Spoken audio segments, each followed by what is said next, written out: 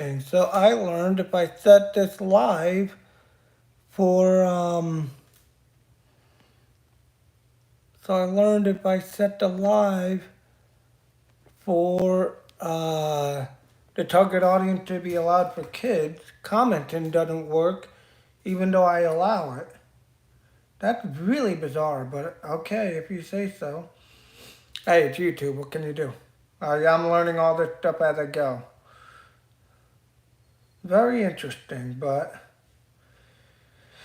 now that we have this working, yep, I can see the chat and everything. I'm using my other one of my accounts so this way uh, I can watch for your guys' comments and everything.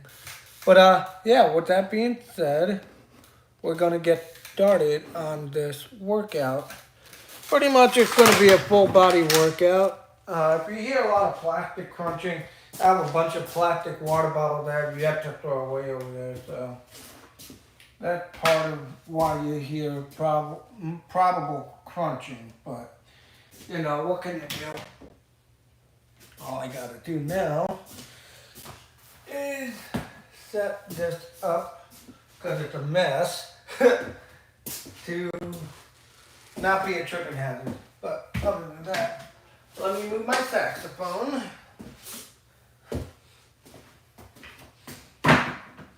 Oh, and I also on these kind of floors like to work out without shoes, so I'm gonna ditch the shoes because I don't need them.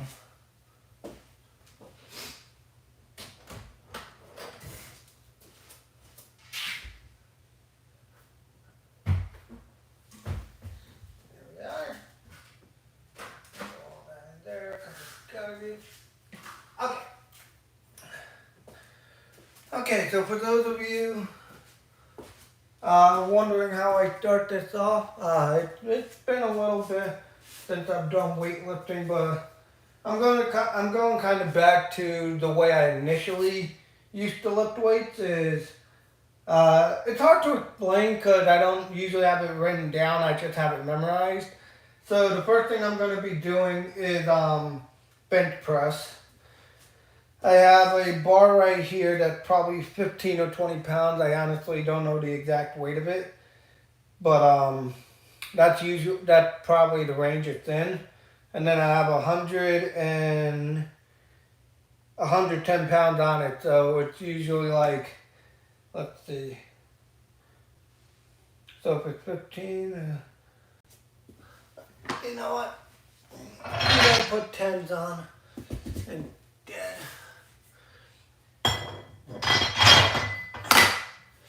I'm kind of keeping it a little bit light because I still have some strain on the lower pelvis, but at the same time, I want to get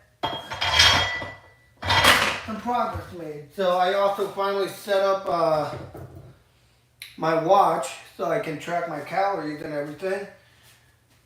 And I like the Apple Watch strictly only because of the calorie, the stand ups, and exercise minutes. Other than that, the Apple Watch is essentially useless to me.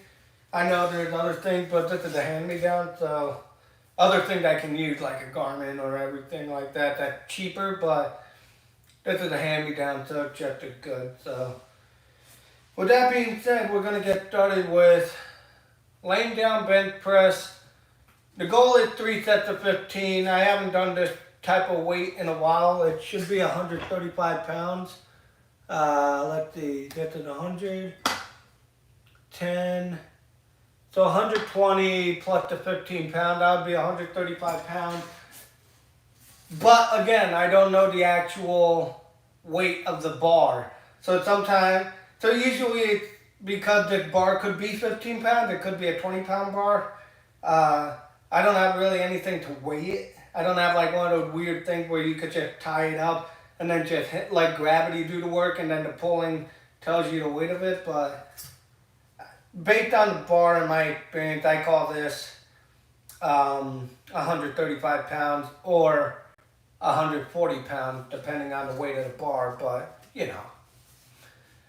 it's in that ballpark range. That's all that really matters for me. So the goal is 3 sets of 15, and you want good controlled form. Because if you don't do good controlled form, and you got your elbow, if you're doing it like flared with your elbow, where it's like lined up like this, you're doing it wrong.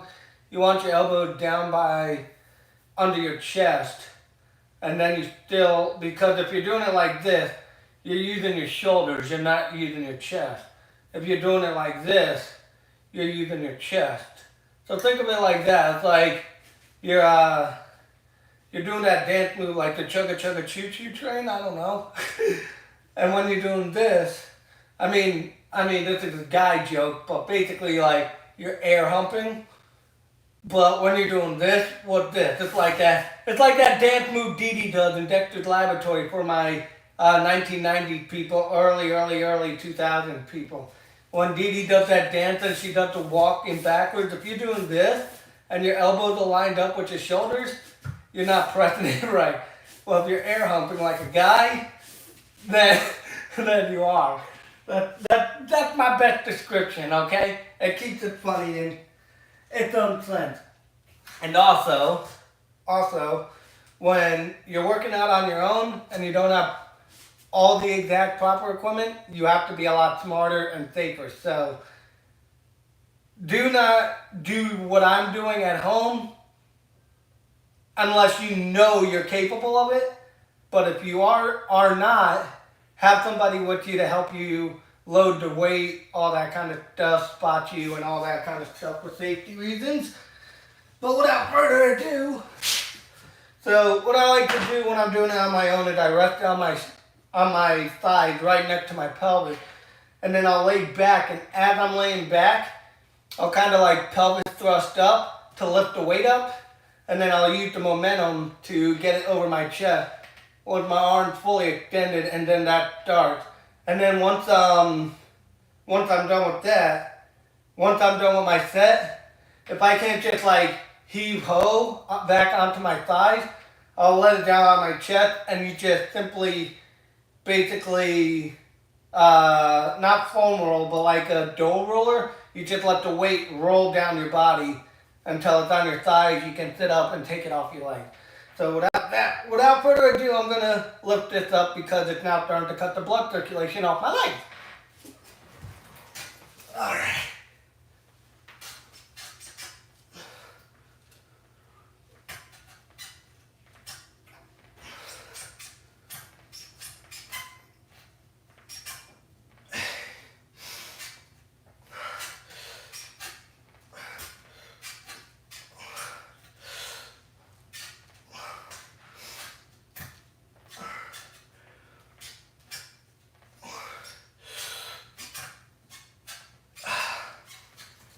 Okay. And as you saw in that momentum, it was instinctive for me, but you don't want to exactly also let it entirely just crush down on your pelvis, because that's not good for the bones or muscles. You just kind of want to get the weight off your upper body so you can quickly sit up. And when you're doing that momentum, you just like, and then as soon as you sit up, you start lifting it back off. So it's a weird motion, but when you see it, you'll understand a lot easier. And like I said, the goal is 3 sets of 15, but I haven't worked out lifted weights in a long while, so my strength will probably be lower than normal, which is expected. So that could mean my next set would be 13 reps, and then the next set after that, 12, who knows. But time will tell, and I'm just waiting for viewers to get in here while I work out. Maybe some people stop by. If anybody has any viewer experience on getting music on live, do let me know, because I would like to add music, but at the time, I have no idea how I add music live without the fear of copyright and all that kind of stuff. So, yeah. What did I do? Here we go. Okay. And usually when you're doing hypertrophy, you kind of want to, what you had more rep and weight, you want to kind of have less resting time between sets. But if you're going for strength training, which is like 1 to 5 reps per set, then that's where you add more time between rests. Where you're doing like 3 to 5, maybe even 6 or 7 minutes between sets, depending on how much weight you're lifting, depending on how many reps you're doing, that kind of stuff. Because the higher the weight, even though you're doing less reps, requires a lot more energy use. So it also requires a lot more rest between sets to recuperate. But when you're doing hypertrophy, the point is really you're trying to exhaust yourself and burn out in a sense, like get that muscle, get that burning sensation in your arm, get that pump, and just basically have that sensation of fire in your muscles.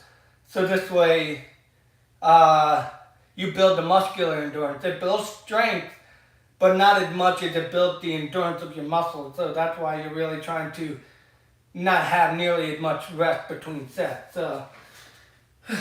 And also, when you're laying down and you're doing your repetition, you breathe in down and then breathe out up, if that makes sense. Because if you try to breathe in as you're going up, you're not getting that weight up. Breathing out as you push the weight up, it increases blood flow, even though you're reducing the amount of air in your lungs.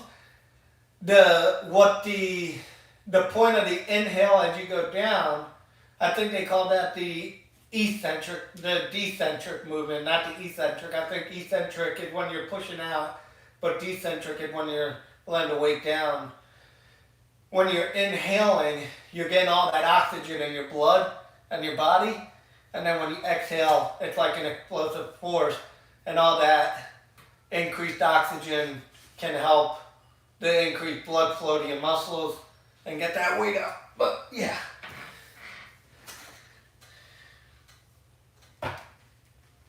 Set number 2.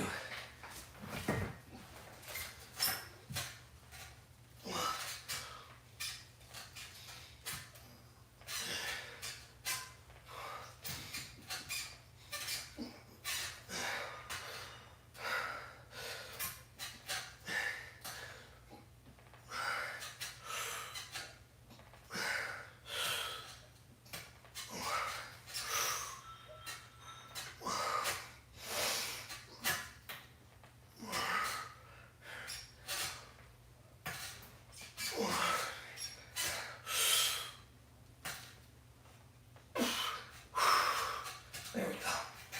Nice. Alright, got 2 sets of 15. Honestly, I wasn't expecting that second set of 15 to come through, but we did it, which works fantastically.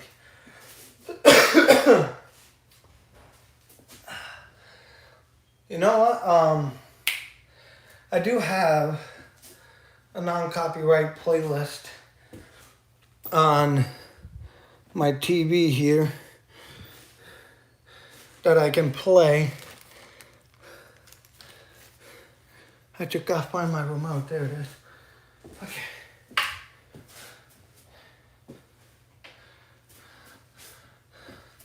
But at the same time, I don't want this to be louder than I can talk.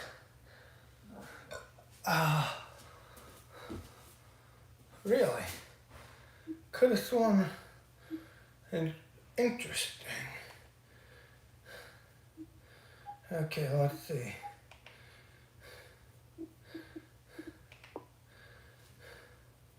Let's see. NCS.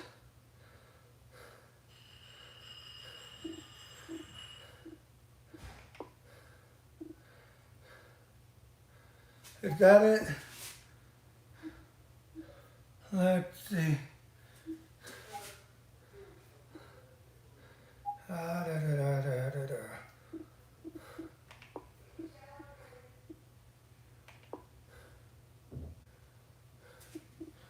I mean, that's 120 videos.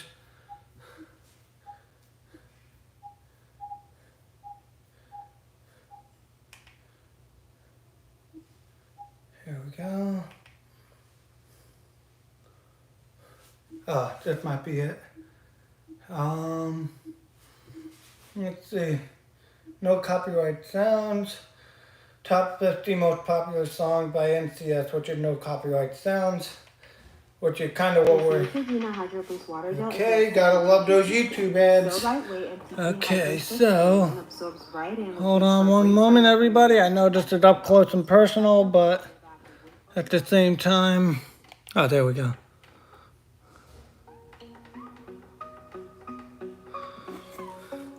A lot of these sounds are going to probably be familiar, but it's pretty much the only workout music I can use without fear of copyright strike. And I only know this because I've done some Instagram lives of my workouts, and I've had this playing in the background, and I haven't gotten any quote-unquote strikes or whatever, so we'll find out. But for the time being, let's get that third set, shall we?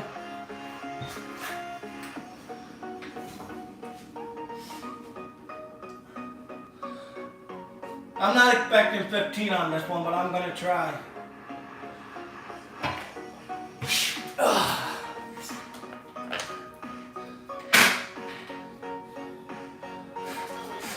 Alright.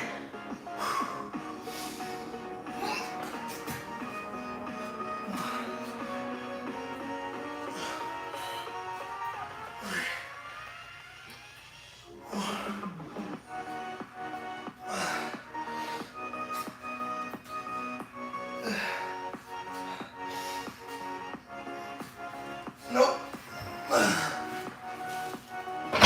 And if you hit a failure point in terms of repetitions, don't be ashamed of that. Just keep track, let the weight down, and then just follow up after that. Like if you're not happy with, like I only did 6, I believe. I'm not happy with that. So what I'm going to do is I'm going to give myself about a minute, maybe less, pick the weight right back up while my blood's still pumping, and add on to the rack, onto the stack of counts. So this way, I can feel more satisfied with the reps.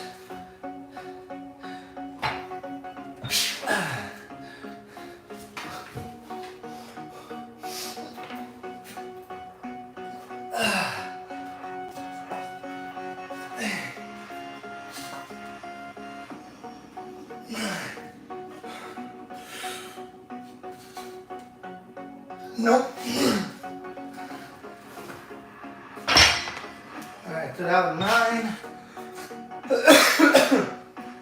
I'd like to at least break 10. This is what happens when you're not able to lift weight for a while. Your muscles get weak, they atrophy. Your endurance might not lose all that much, but the strength, it goes down. This is proof of that. I haven't lifted weights in a long time. But at the same time, I haven't been trying to lift weight because I'm trying to stay lean for the marathon and everything, but it is what it is.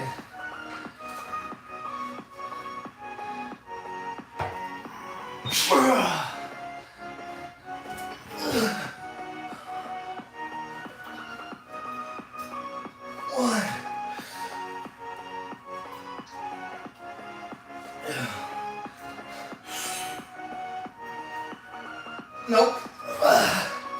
Alright. When I can only do 2, I call it quits. Not because I can't continue and finish, but there's really no further point. I've pretty much completely burned out my arms in that moment. So it's only 2 reps. What great is that?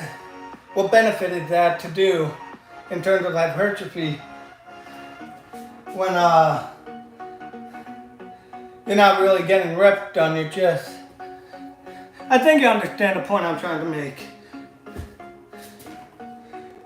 So we're gonna leave that as that. Now, usually these kind of benches have a pin that you can use to incline the bench, but this is a bench. This bench is older than most of you, older than me. This bench is from when my dad was working out in college. So this bench has to be almost 40 years old. So the fact that this old guy, that this dinosaur of a bench still worked the way I needed to and everything is one hell of a situation. Okay, so there. I don't like songs that have lyrics just in case. Even though it's by the literal person that writes no copyright sounds, it's literally a band or it's a band or a music artist or whatever. Even though they're called no copyright sounds and they allow no copyright, it's still just to be on the safe side. Anyway, so here with the incline press, I switched from a barbell to dumbbell. So I am going to find my 35s, which are over here, and use these.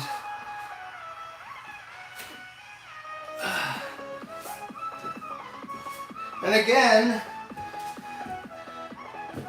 the goal is 3 sets of 15. Now once you get to the incline press, which is when this isn't at a 45-degree angle, but you're sitting straight up like this, and your shoulder press. After bench pressing that, oh my God, you might have to drop 10 pounds. One,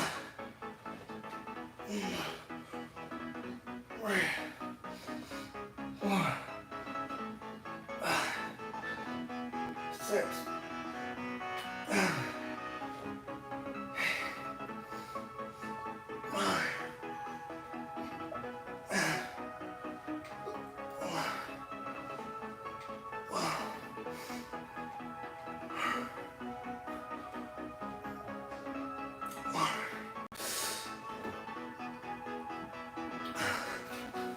Now also, you don't want to be doing this on the, when you extending, you don't want to be hearing, that's a big no-no in the weightlifting world. If you're claiming your weight, stop that right now. Because you are doing it wrong. You are never to claim your weights when you are weightlifting. That's like committing a crime in the weightlifting industry. It basically says you don't care about the equipment. You don't care about anything but moving the weight. Form doesn't mean anything. Control means nothing. And that's a big problem. That's a big no-no in the weightlifting world.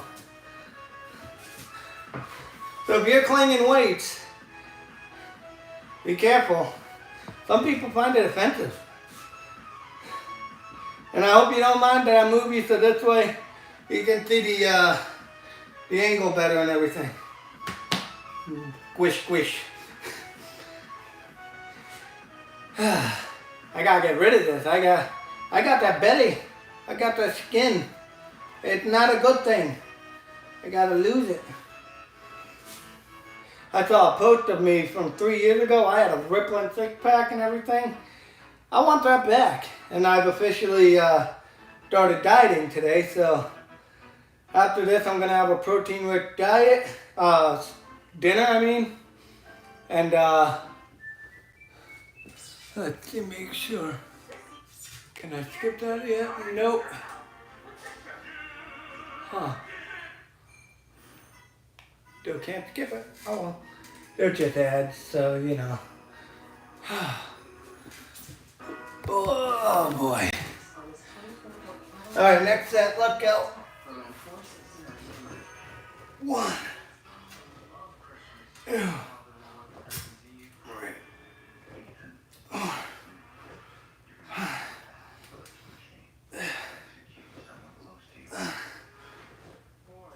8, 9.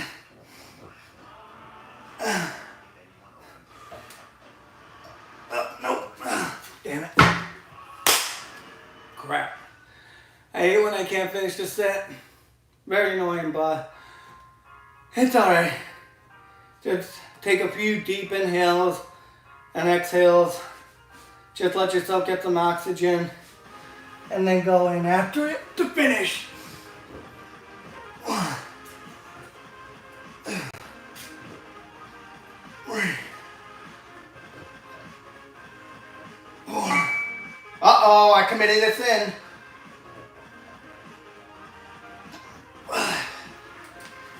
I claimed the weights. Don't scrutinize me.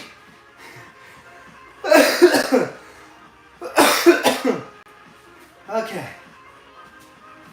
So, for those of you also wondering what the overall objective in this workout is my workout when it comes to weightlifting is full body, every time, all the time. You'll see some people say they have like biceps and back, shoulders and chest, or, you know, leg day, that kind of stuff, arm day, chest day, back day. That's also because of a time crunch. Do I believe that specifically works? Not for everybody. I don't think isolating one day to a certain area of your body is always beneficial. Does it work for some people? Of course it does. But not everything works for everybody. For me, to be in the shape I am, to be able to do the running, the basketball, all that stuff, it almost required me to do full body weight training because it keeps my muscles strong enough, but also durable enough, I guess is the best way to describe it, to be able to handle that kind of strain. Well, a lot of people are saying, well, you're out of your mind, blah, blah, blah, but at the same time, it may seem like that on face value, but truthfully, it's also because I've trained for years to get to be able to do this. And now that I'm here, why should I do anything? Why should I do less? Why should I start slacking just because I've finally gotten here? Even if I plateau and I stay maintaining, that's fine too. Muscles and everything don't last forever. That's why you see all these jacked dudes. Great, you look great for what? Until mid-30s, maybe early 40s at best. In terms of longevity. But after that point, age catches up to you. Testosterone starts dropping. You can be jacked like The Rock or some other guys. But at the same time, think about it. They say, like Terry Crews, that dude is physically fit like a monster.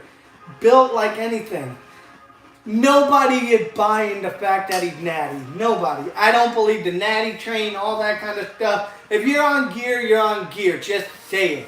Because everybody needs to be able to understand when you're doing this kind of stuff and you're trying to aim for a specific image and somebody says it's all doable through natural means, but it's not, then you're just lying to somebody's face and saying you're never going to be like me because I'm on something you're not on, and I'm on something that got me here, and that's the only way to get here. If you're on steroids, be on steroids. That's your choice. It's your body, your choice, whatever.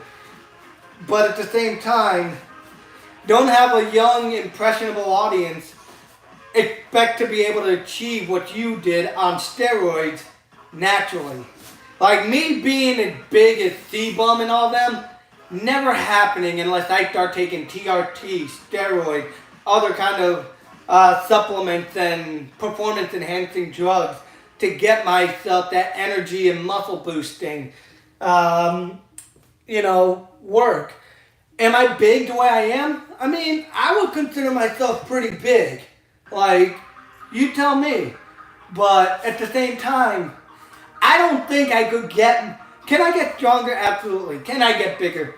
Yeah. But I gotta be a lot more strict with my diet. I gotta be a lot more regimented. I gotta follow a very strict routine. But at the same time, that's not for everybody either. Following a very, very strict, standardized schedule, routine, and meal plan could be the entire reason somebody loses their motivation for exercise. Why somebody entirely quits it. Because it's something, is it disciplined? Absolutely. Is it committed? Absolutely. Is it given a lot of willpower? Without a doubt. But at the same time, you can't achieve that stuff without a lot of sacrifice. So, if there's a lot of stuff you're not willing to sacrifice, then it's not something you're going to be able to do easily at all. It's going to be a very difficult road. But if there's certain things you just don't want to give up, like I like to eat the way I do, I'm not going to give that up just to get a little bigger. Because that bigger, it's temporary. It will never last forever. What's that? 5? I think that's 6, 7, 8, 9, 10, 11, 12, 13, 14. Oh shit, there we go. Achieving that kind of stuff is very doable, but there's a lot of sacrifice behind it. And for me, I don't need to be jacked, swole beyond anything. If I can look shredded, be stronger than the average person, and still have flexibility and everything behind it, by all means. And if I can maintain this up till I'm 60, 70 years old, then that's what I want. I don't need 20-inch biceps. I don't need a neck that's 30 inches. I don't need mountain-sized thighs. Does it look great? Without a doubt. But at the same time, like I said before, it's temporary. That's what you have to really think about. That stuff is great while you have it, but it won't last forever. It never will. That's why you see so many fitness legends like Ronnie Coleman, Jay Cutler, Arnold Schwarzenegger. All these guys, massive beasts in their prime. But look where they are now. They're just in a maintenance stage now because they just need to live a healthy lifestyle, keep their bodies strong, and keep their bodies healthy. That's what it really comes down to when you look at the long road. If you make your money being this giant, massive mountain of muscle for 10, 15 years, and then you can retire, that's a career worth pursuing. But it's a career that comes with a lot of extensive, mentally grueling demand. It's a lot of willpower and discipline, and you could get so sick of the same meals all the time. That's half the reason why Jay Cutler quit when he did. He tore his bicep during one of his before one of his competitions, and I think he got second in that competition. But now at this point, like he said, he just got burned out. And some people don't burn out as easily as others, but at the same time, you still have to look at it in the long road.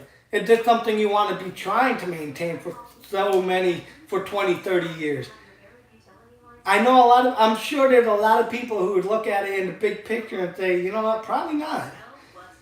I mean, Seablum, that guy was a monster. And I think he's retired now. And he's not even, I don't think he's even hit 30 yet. So, to be retired, like I'm about to be 31. I'm turning 31 January 2nd. So Steepunk's basically retiring from the fitness industry in terms of like pure bodybuilding at my age. And you know what he's going to be doing? He's going to lose a lot of his muscle mass. He's still going to be strong as hell, but he's going to have a build like me now. It's going to be lean, long-lasting muscle. Okay, so that was 3 sets of incline press, right? I get lost in my thoughts sometimes and forget how many sets I do, and guess what? I don't care about that either because I could call it extra credit if I do more than intended. Okay.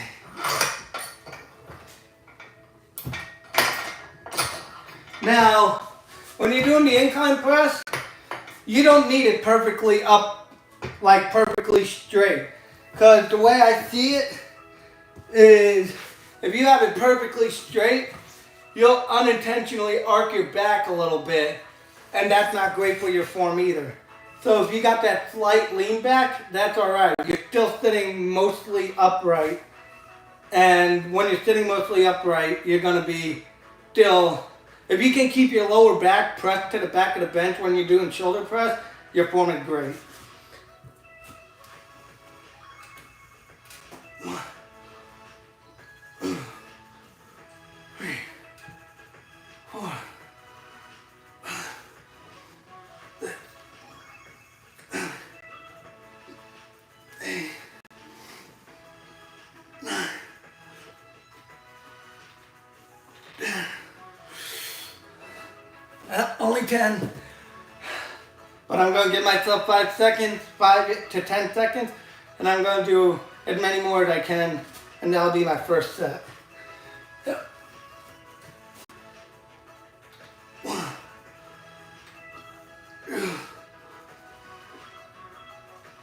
Nope. 12 and a half. So when you're working out on your own, safety is always the key.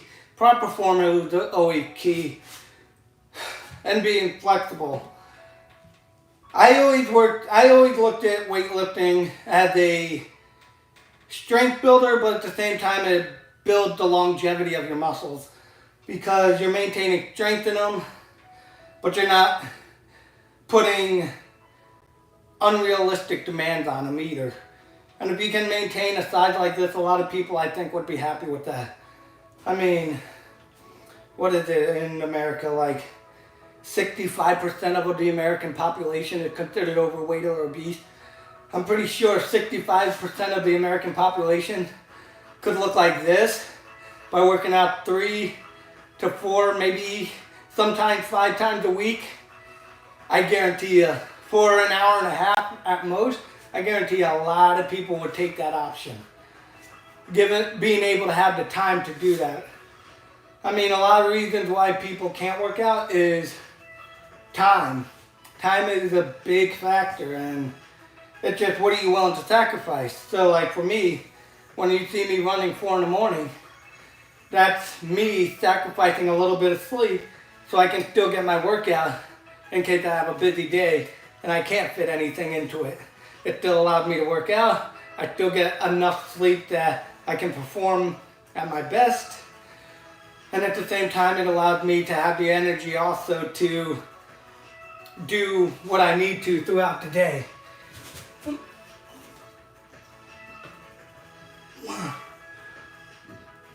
3, 4, 5, 6. Nope. Okay. So some of you might be noticing my left arm can't perform as well as my left. Right, I mean, I've broken my collarbone countless times, and because of all the breaks, I have no cartilage left in my shoulder. So if you rest your hands on my shoulders and I do this, you feel nothing but bone grinding. So the only thing that got my shoulders strong is strong ligaments. If you don't have strong ligaments, you can forget. You can encounter arthritis very early.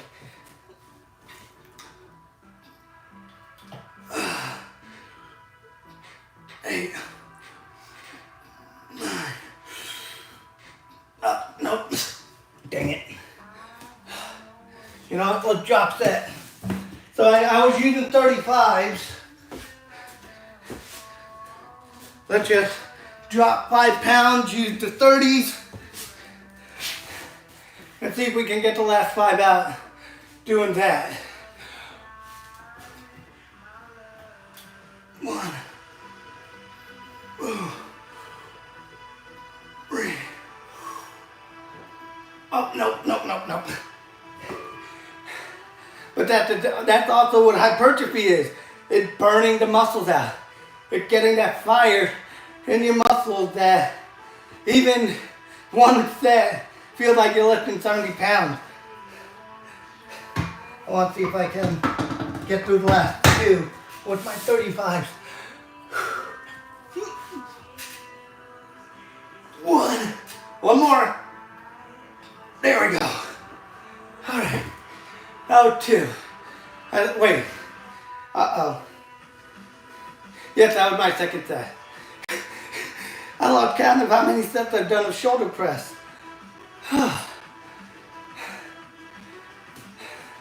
And so far, we've only done, this is the 3rd exercise so far. We've done bench press, incline press, and now we're doing shoulder press. And pretty much we're starting from the upper body and working our way down. When we get to legs, it's still recommended by my doctor that I don't do deadlifts or squats because of my pelvis still recovering, which is fine. I have something to still let me work the primary muscles of my legs that don't require me to barbell squat or deadlift. I have a universal of my dad's from when he was in college that probably also 30 plus years old, maybe even 40 years old at this point, but it's still in top condition, and it allows for leg curls, leg lifts, and if there was it came in 4 pieces. There was that one, the part I have is just one side. It was like a 4-sided piece. It was that piece that you can see actually through the doorway. Flex your wrist, Jake, right there. Then the other side, one of the sides looked like this thing. It had a barbell. It had pull-up bars and a dip bars. The other side was like lateral pull downs. Like when you see the universal, it'll have like a big bar on top. The other side, it would just basically like the small handle. Hold on, I got something that resembles it very much so. I just gotta find where I put it. There it is. It was basically one of these things. It basically had the handle like this, and you just pull down like so for your triceps, or you could have your back against the thing, pull down for standing chin-ups in a sense. That kind of stuff. And then the other side was pure legs. It had like a leg press thing. It was like a big, you know, and anybody who knows what a leg press machine looks like, that was the back side of that machine. It was on the opposite side of what I have in my room. But yeah, enough rambling. You know what? Give me 2 minutes. I'm going to go grab some water. Because my throat can dry from all the yelling and talking. And at the same time, it's getting hot in this room.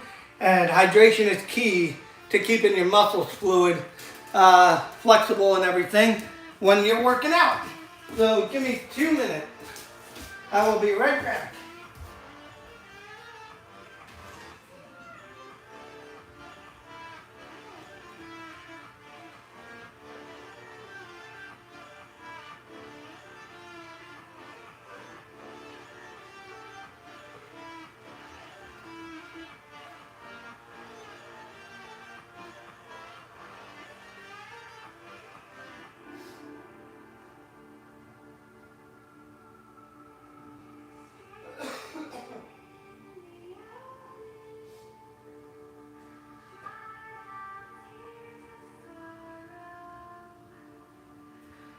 Okie dokie, I am back.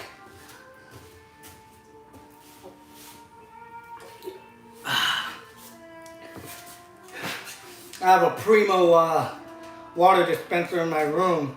So I just took one of my empty soda bottles and filled that up with some water. So it's nice and cold and refreshing. Alright, the last set of shoulder press. 1,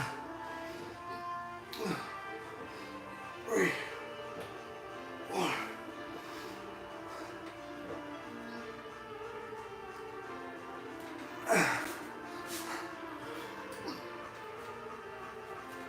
Nope, left arm said no.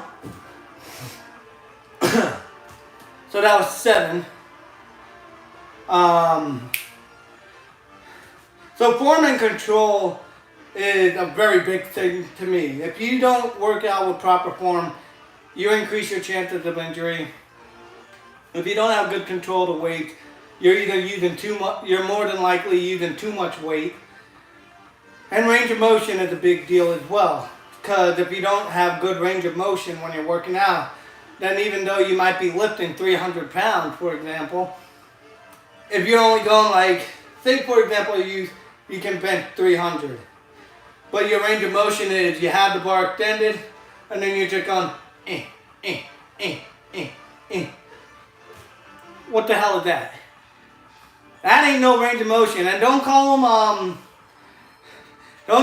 like Ronnie Coleman, even to this day still argues that when he did those quote unquote half reps, what he was doing is, he said, according to him, was he would be keeping his muscles fully engaged in that short range of motion. And to an extent, he's not wrong. But at the same time, his range of motion, while still keeping your muscles constantly engaged, could be substantially bigger. He's doing these half reps where his range of motion could be all the way to here. He doesn't have, I always tell people when you're doing a chest press, you don't need to touch the bar to your chest. You don't. Because think about it this way. When you're doing like, if you're doing CrossFit or whatever, they have you do laying down on the ground bench presses with your legs up to engage your core. You can't do a bench press and have your elbows go past your chest when you're laying down. So you don't have, once your elbows go past your body, I think that's too much range. I think if Ronnie Coleman wanted to do what he states he's doing and keeping his muscles engaged the entire range of motion, he doesn't lock out when he at the top, and then he lines up his elbows down with his body. Because at that point, then your arms are still fully engaged the entire time. But if you're doing a bench press laying down and your elbows go past, then the way I see it is you enter a stage of rest at that point, because you're letting the weight, in a sense, almost even for a microsecond, rest on your body. And that triggers something up here that you're in a state of rest, and then you re-engage. So if Ronnie Coleman wanted to do his fully engaged bench press, his range of motion should have been all the way to here, perfect lined up with your body as if you were laying on the ground, and then fully extend without locking your elbows out. So in a sense, his arms would look like, it would look like that to that, that to that. But he's doing this. Basically, in some of his videos, you'll see he's just doing that. That's not maximum engagement in my opinion, but that's just my opinion as a certified trainer. Anyway, right, oh shoot, I just rested a lot more, so let's just get another, there we go. 2, 3, 4, 5, 6. Nope. Okay. Alright, so that was 13. Because the last one I did 8 with my right arm, 7.5 with my left, and this one I stopped at 7. So, you know, drop that. Screw it.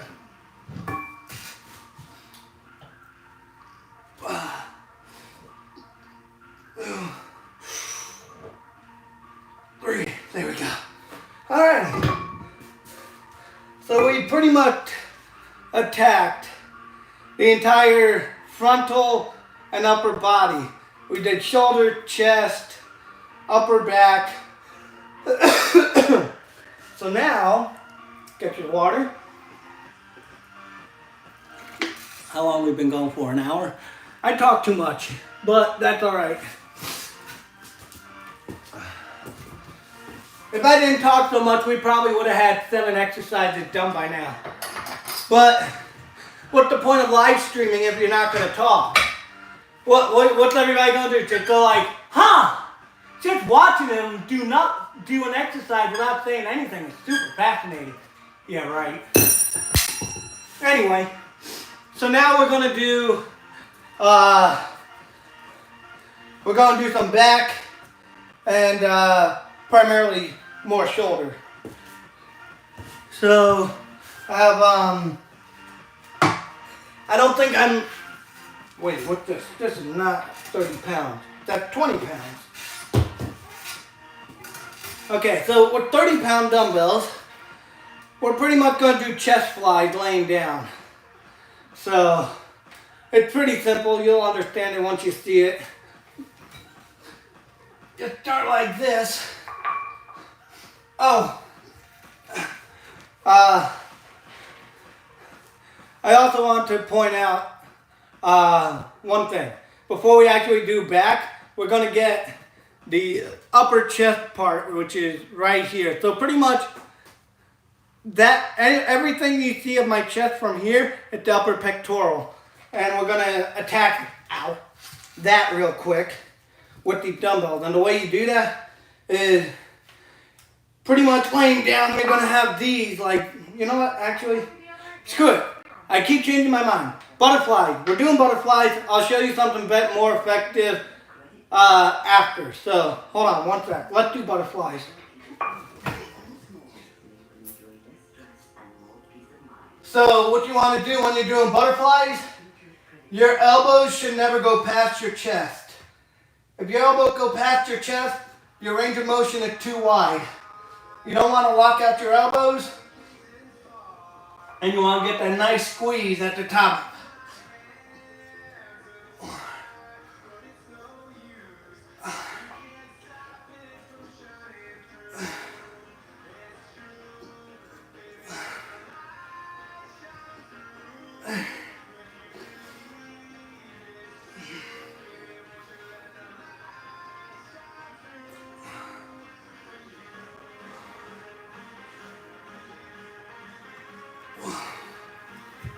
Now with that, I'm only going to do 12.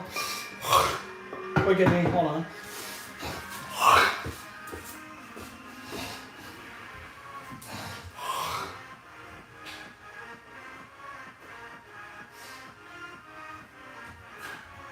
Alright, now that allergies are still a son of a gun.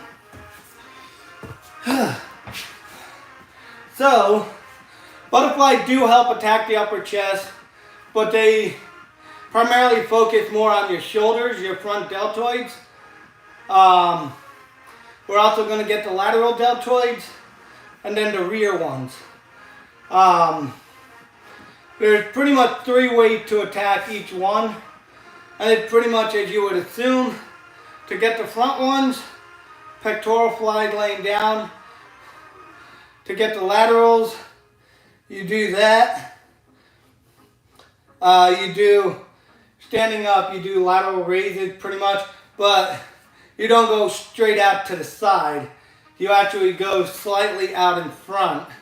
So your elbows still line up with your body like so. Like, oh yeah, simple. Hold your weights. You don't need heavy weights. Hold them to the sides and then just make a T like this. Like, you just,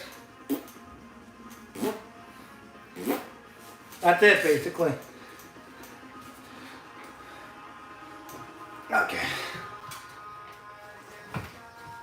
All right.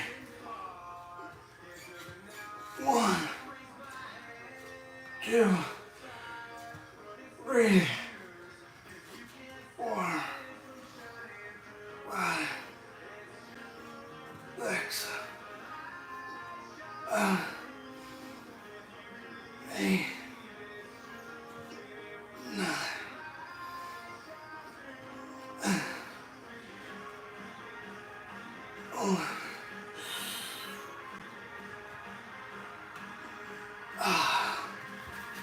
that too. Whew. Nothing like a workout on Christmas Eve, huh?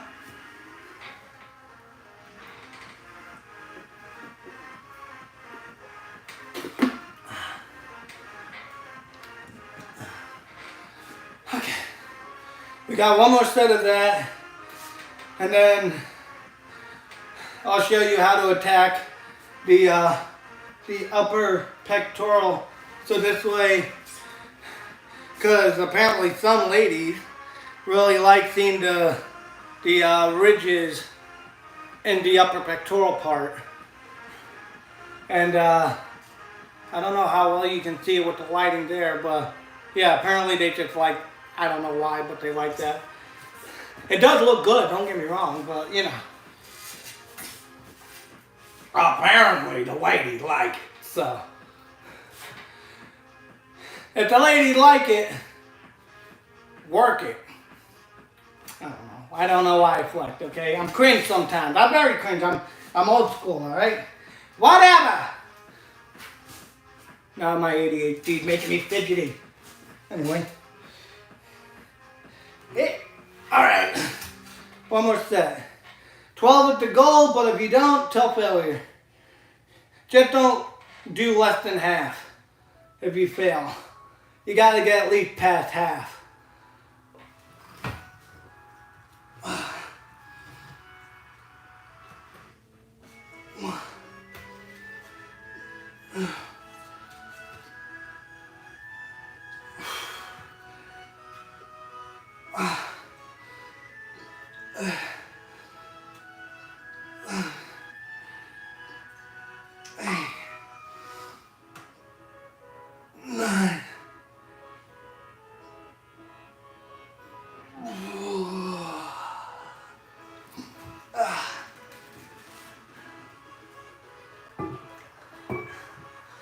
Yeah, but you always want to try your best to avoid compromising your form when you're working out.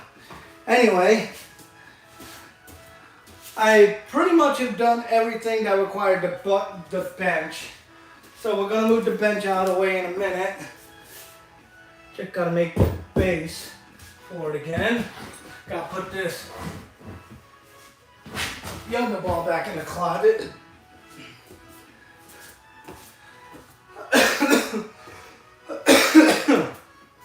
All right, go.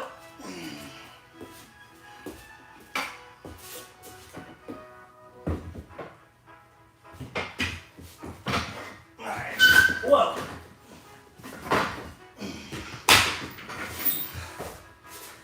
The bench has a life of its own. All right, so for the pure upper pectoral muscles that I was referring to you about, what we will do is I'm gonna first get this over here, set that back up. So that's why I have a taller camera stand, and it's on the way. So the incline bench press and everything usually take me the longest. So that's why it's been an hour and we've only done 4 workouts basically. But at the same time, it was essentially each workout 3 sets of 15. So 45, 45 and 45, 90, and then we did 3 sets of 12. Well, except for the last one. We pretty much done over 100 reps already of weightlifting, so. What did my dad say? My dad said big storms are coming tonight. I mean, big storms should be expected at Christmas Eve. Santa's coming to town! Let me go blow my nose, hold on.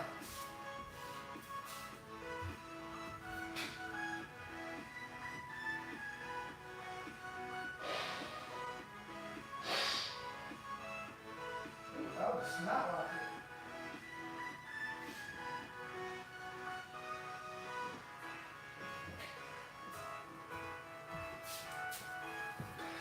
Whew. Alright, now that that's not rockets out of the system, Uh, let's start with 25-pound dumbbells.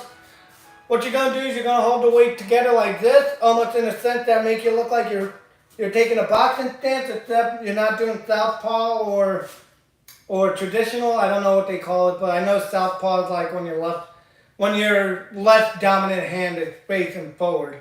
Anyway, basically you're gonna hold your weights looking like you're ready to box, and then, but instead it's almost in a sense you're praying, and then you press straight up and down. And basically the range of motion you want is the dumbbell should hit your upper sternum, basically, straight in the middle. And once you hit that, you press back up. You're not trying to lock your elbows out, but you're going to pretty much know once you're at the maximum range, because your arms it's going to feel like you've hit something going up, and you can't, your arm won't let you go any higher. The point is you're not trying to go like up and then like over your head. You're trying to basically do that. That's really the best way I can describe it. Let's see how 25 feel. 1, 2, 3, 4, 5, 6. So also noticed, like I could feel it, I would probably arch in my back a lot. So, with that being said, that probably means I need to go lighter. So I did 7, my goal is 10. But with workouts like this that work the front, like this also works your shoulders, like your front deltoids. So with workouts like these, you're not trying to go super heavy because your shoulders are not the biggest muscles in the world. And they don't require a lot of weight to work out because 1, 2, 3. They don't require a lot of weight to work out because when you think about it, the reason why it doesn't take so much weight to work out your shoulders is because your shoulders are used in essentially every upper body workout. Chest press, shoulders are being used. Dips, shoulders are being used. Rows, shoulders are being used. Everything, I mean, pretty much think when you use common sense and logic, any upper body workout, you can essentially consider, even though it's primarily focused on one muscle group, like say bench press focused primarily on your chest, even though that's true, you're still having to use your triceps. You're still having to use your shoulders. You're still having to use your biceps. Everything, that's why it can be really hard to develop the upper body too, because by the time you want to focus on one specific part, you're already exhausted from doing other stuff. But at the same time, think about it this way. This is why some people say, like, I got a chest and a back day, a arm day, a leg day. Because this way, they're not totally exhausting themselves. But at the same time, for me, I'm doing full body. So that exhaustion I'm actually looking for, because it just built that muscular endurance. It may not build strength so much, but I'm not focused purely on strength. I'm focused on the endurance, the long-lasting endurance of my muscles. So, yeah. Let me try the 25 again. I'll just drop that again if I hit a plateau point with the reps.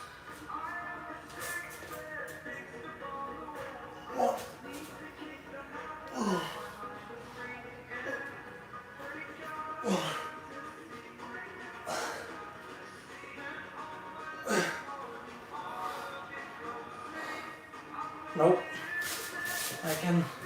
I can feel the strain in my back. So I'm gonna drop that.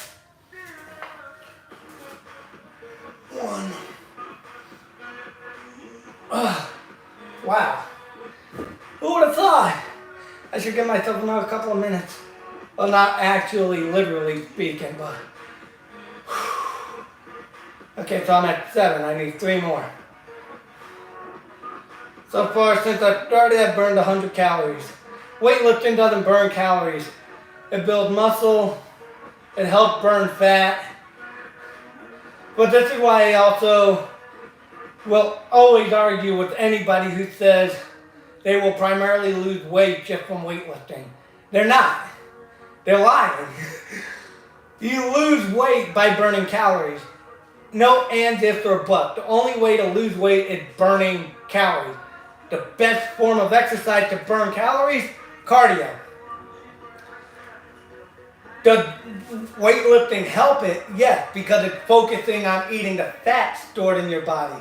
True, but it's not burning the calories that primarily cause you to lose that weight.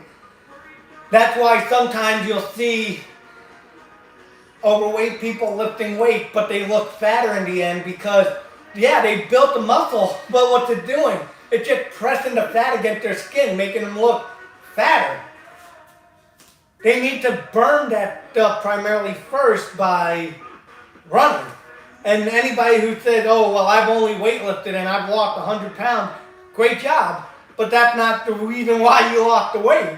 The reason why you lost the weight is because you controlled your diet and you've reduced your caloric intake substantially. You probably cut sugar out of your diet.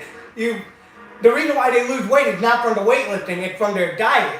That's why they lose weight. And a lot of people will never admit that.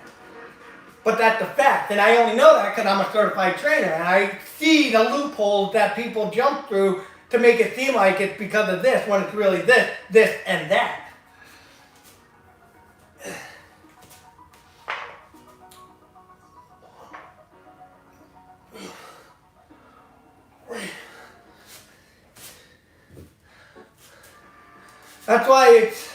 That's why the fitness industry is, I think, it's a great thing to be in, but at the same time, it's one of the worst industries to be in because it's living but nothing but lies.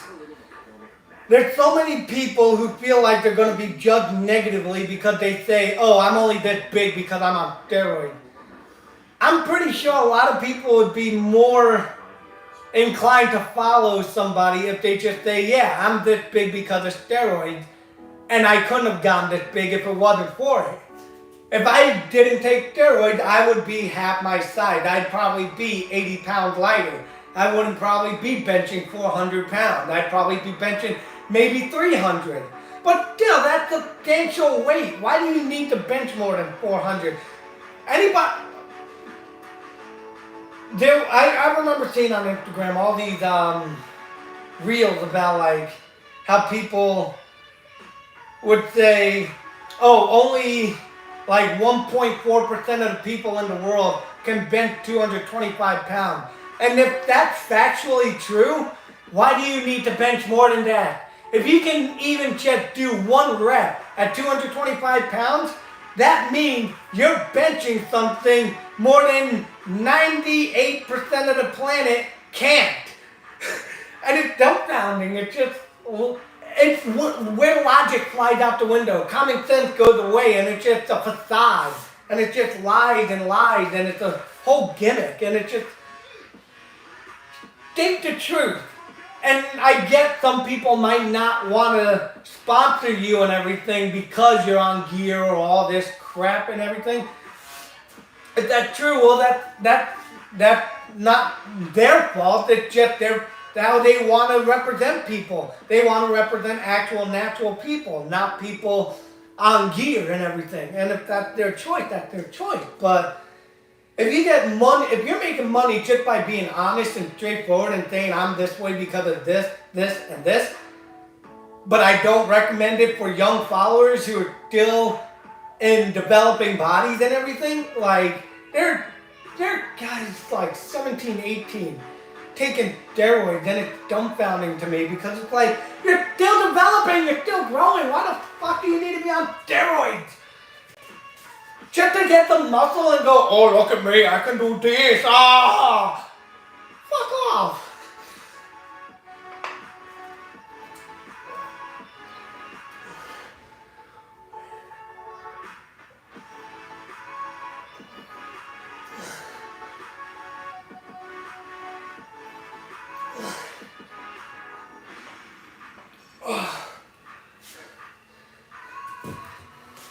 And you know what I say to people like that? Okay, great. You're stronger than me. Big fucking deal. How about we go run 10 miles and you keep up with me then? How's that gonna look for you? You'll be gassed out after the first half mile. I promise you. And that usually ends up true. There's this football player I used to play basketball with. He and his friend would always tell me, hey, let's go run. Even though it'd be like 2 in the morning. I guess that's when they sneak out of their parents' house and start doing their own little fun, stupid stuff at night. I'd meet them and then after a quarter of a mile, I'm tired. Dude, I thought you were like the best freaking wide receiver of your football team in the state. And you're tired after a quarter mile? Shows the endurance you got.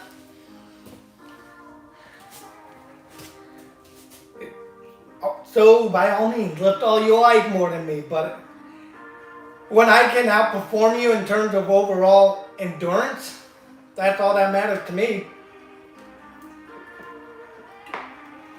Because guess what? Strength has a time limit. Strength only lasts as long as it lasts.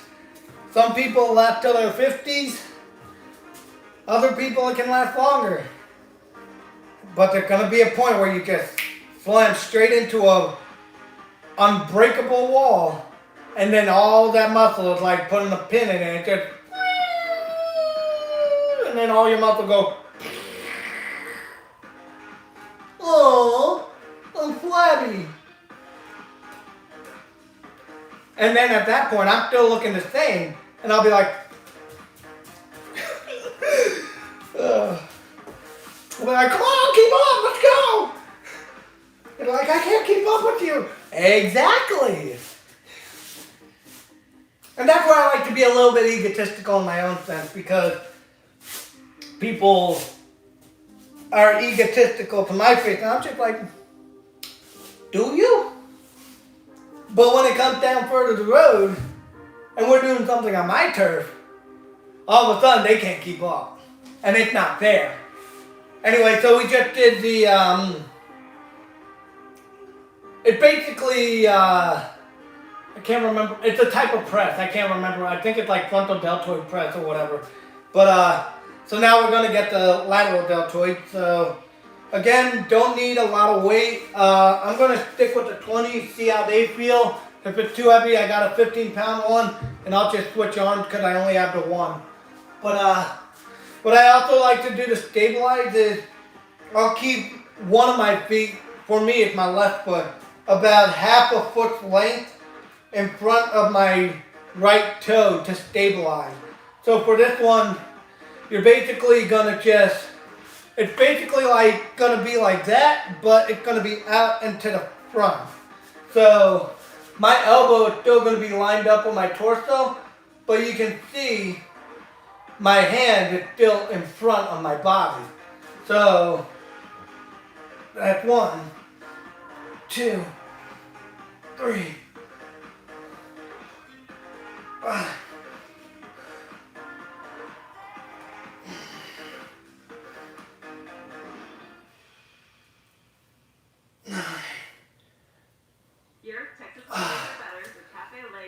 Alright, that's 10. So, also if you notice, my range of motion wasn't like super high, it wasn't super low. You want to just pretty much where you can get your hands to line up with the height of your shoulder. Even if your elbow is lower than that, that's fine. But that's how you do the wide one. But like I said also, depending on how detailed you want to attack your shoulders and everything, you can also just do the chicken dance one. So,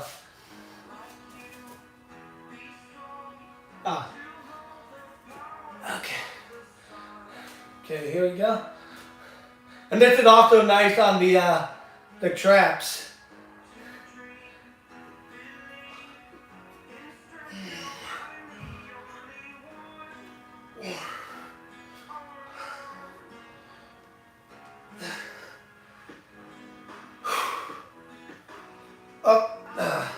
See, my arm's just right there. I couldn't get the full range of motion, so I'm going to give myself a quarter of a minute while I share my stream to social media and stuff. Let's see. Okay. Put this on Facebook. Come work out with me. There we go. Paste it. And then post that. Okay. Whew. Here we go.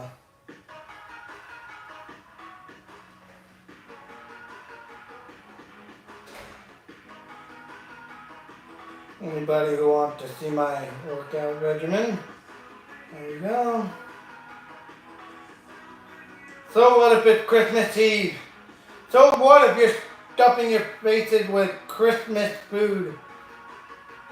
Burning calories is more important. Okay, so I had 7 in the last set. We're gonna do 3 more. 1, 2, 3. There we go. So we got 1 more set of that. Then we'll do chicken dance. But it won't actually like... We're not actually doing the chicken dance, but it looked like the chicken dance. And then after that, a lot of people say when you're doing the rear deltoids, you don't actually have to do the leaning forward, but the way I like to look at it is when you're doing that forward lean, one, if you're using a mirror, you can check the straightness of your back. You don't actually have to be like a tabletop. Even if you're slightly forward, that's really all that matters. You just want to still make sure your back looks straight. And then just doing that. A lot of people get innovative and use like the bench. They'll lean on that and they'll fly that way, or they'll just lay on a bench and then fly that way. Or they'll just take a plate, like a small plate. Usually, like my 45 had the big ring in the middle. These other ones are all have this really small ring that could only fit 1 finger through it. And you'll see a lot of people like do that for their rear one. They'll be like that, but you don't actually have to do it that way, you know. Okay, so 1 more set of the regular lateral raises.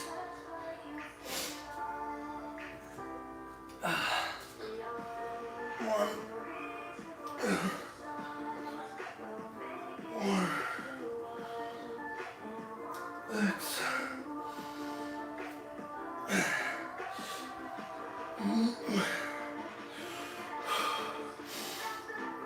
9. There we are. Okay, so now lateral raises. Oh, for a sec I thought I saw 3 viewers in here. I know one of them is myself, and then there's 1 other person. I'm guessing it's my dad, but I don't know. Is that you, Dad? Doesn't matter. It's fine if he is. It shows my dad supports me, alright? So get out of here if you don't like that. And if you keep talking bad about my dad, I'm gonna throw the dumbbell at your head. Oh, don't believe me? Don't worry. I got a 55er right coming for you. I'm kidding, relax. It's a joke. Unless you make it not one. Then you'll be sorry. I'm a marathoner. I can catch up to you. Don't worry. I just have to outlast you. And most of the time, 9 times out of 10, I will outlast you when it comes to running. So, even if you're faster, as long as you're in my sight, I'm catching up to you. Okay, so, real deltoids. We'll stick with the 20s for now. we'll see how that goes. So, like I said before, just want to keep your back nice and straight. Make sure you're not arcing and you're not rounding. You want to keep that nice engagement. And then what you're doing as you fly, you want to almost in a sense, bring your hand and your elbow to your lower mid-back. Because some people you'll see try to do this and like almost look like they're crucifying themselves. You want to bring your elbows in a sense to your lower back. That brings that squeeze that you'll see in that upper back. So that's really what you're aiming for. And again, you might not, let me see if I can help you see, but when I do the floor, what I like to do is for stability, is I always do this. Because when you're doing it like parallel, you can lose balance easier. You want this stuff parallel when you're doing things like squat, deadlifts, and all that. But when it comes to doing things like bicep curls or the front lateral raises, doing that slight forward foot can really help increase your overall balance and control when you're doing stuff like this. So this way you're not falling forward, you're not leaning back too hard, anything like that. So, 1, 2, 3, 4, 5, 6, 7, 8, 9, 10, 11, 12. And because this is a pulling exercise, not a pressing, a pushing exercise, it's actually easier to do more repetitions. So that's also why you'll see like some people have a pull day and a press day, that kind of stuff. I would rather somebody have like a pulling and a press day than doing like chest and back or arms and shoulders, etc., etc. Because at least that way, when you're doing pulling, that means you can do any exercise that involves pulling. You could do a leg with a strap, pull for your adductors. And then when you're doing pressing, and you can do a lot of pulling exercises with the upper body, pull down, pull back, pull apart, things like that. You could take the belly band and extend. I mean, don't get me, I got them right here. Literally one exercise you can do for your upper back. Take your stability bands and just pull apart. 1, 2. This is a lot of what Sylvester Stallone does these days because of his age. It allows for great engagement, but at the same time control. Because it's a lot harder to control free weights when you're older. When you're older, it really comes down to stability of your muscles, and that's why resistance bands are like the best thing when you're older, because it's not so much strain on your joints in a sense. It's just all resistance and just fighting resistance. That's why when you're doing like therapy after injuries and everything, they have you do a lot of resistance work, because resistance really is the best thing when it comes down to exercise. And it's not just like therapy, but it's like, I think it's like orthopedics. But, you know, you get my point. I think you do. If you do, let me know. Just comment down below. Alright, we got one set done. 2, 3, 4, 5, 6, 7, 8, 9, 10. Alright, we got one more set of that. And then we will do bicep curls and triceps. And then at that point, we'll move to calisthenics. So calisthenics is not using free weights, but your body weight, push-ups, pull-up, chin-up, dips, etc. I gotta blow my nose again.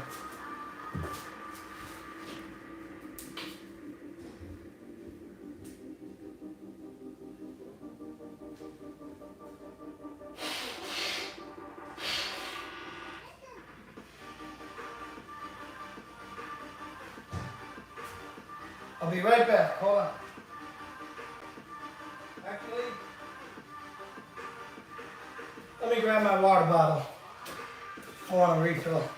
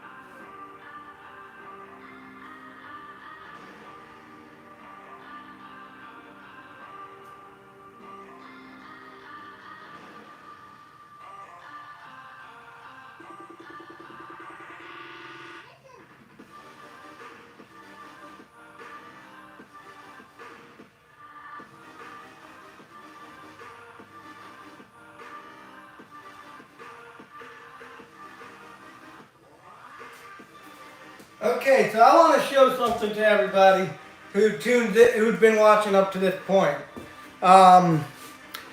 Very occasionally, I'll put pre-workout into my water. I was gonna do that this time, but as soon as I opened it, I got hit with a big do not even think about it. Cause let me just say first off, this pre-workout, Snow White, when it was good. Look what it become. It become brown sugar, basically. And it's super dense. It smells good still, but it's gummy. It's like turned into like trolley gummy caterpillar paste. I don't think this is safe to eat anymore, but if your pre-workout turns into this when it was white in color originally, I would highly recommend never touching it again and just throw it straight away, which I'm gonna do. So where's my garbage can? Be right back.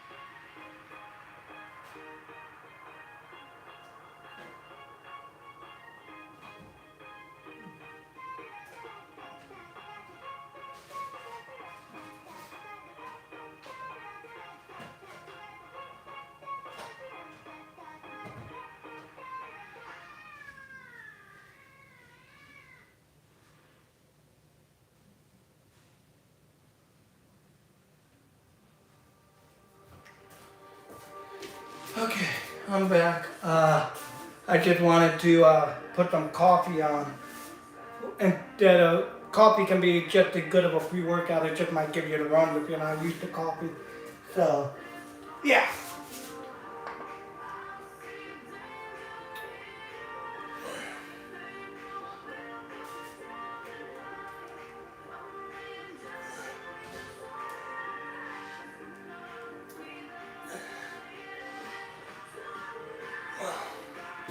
Alright.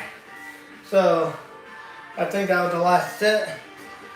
Now what we're going to do is we're going to do some bicep curls. I could do rows for that, but usually for my triceps I always do dips or push-ups. And then we'll do a few pull-ups and then some sit-ups and we'll call it. But yeah, it's pretty good workout so far. Oh yeah, we gotta do the legs. I forgot about that. This is why I also hate talking to myself so much during workout, because I can find myself meandering, procrastinating. I'm still doing the work, but I could be doing a little bit more efficiently. Okay, so bicep curls, right. I like to do that with my 35s. The goal is 12, 3 sets. But also just gotta see how your arms feel and everything.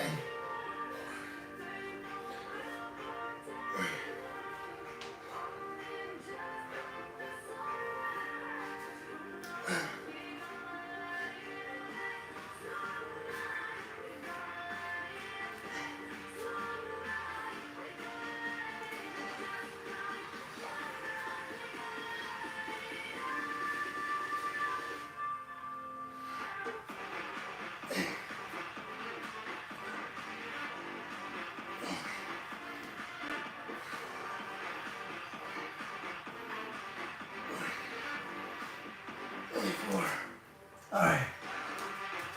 Let me go run my coffee again so I can get a little bit more coffee. And then, because, you know, you can only make 12 ounces at a time and all that stuff. But my coffee maker is old, so it actually makes more like 8 ounces at a time, even though I set it for 12. It's a whole bunch of hassle that I got to deal with, but give me 2 minutes.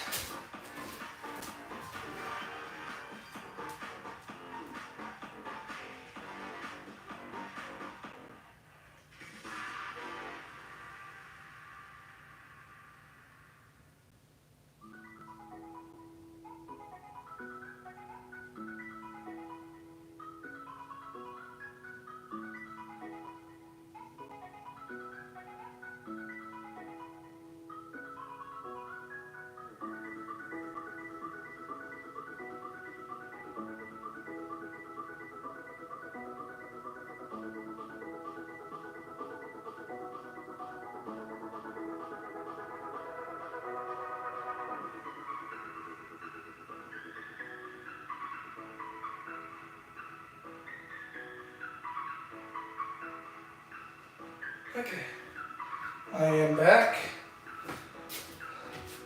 Let's get this next set down.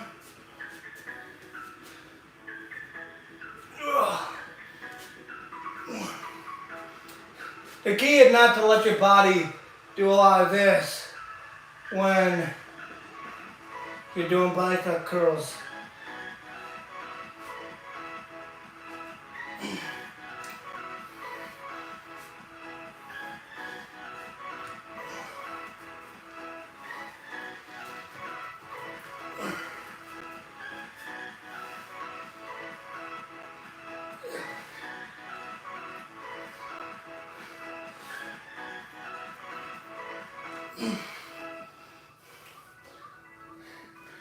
Okay, that's 18. So 9 each arm. We got 3 more each arm. Thank Dad. Oh look, Coach Midnight's here. You guys don't want to mess around with Coach Midnight here. She watches you like a hawk. Right, Midnight? You're such a baby.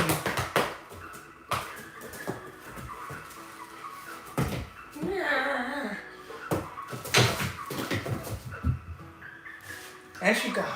She'll be back. Ah. 1, 2, 3.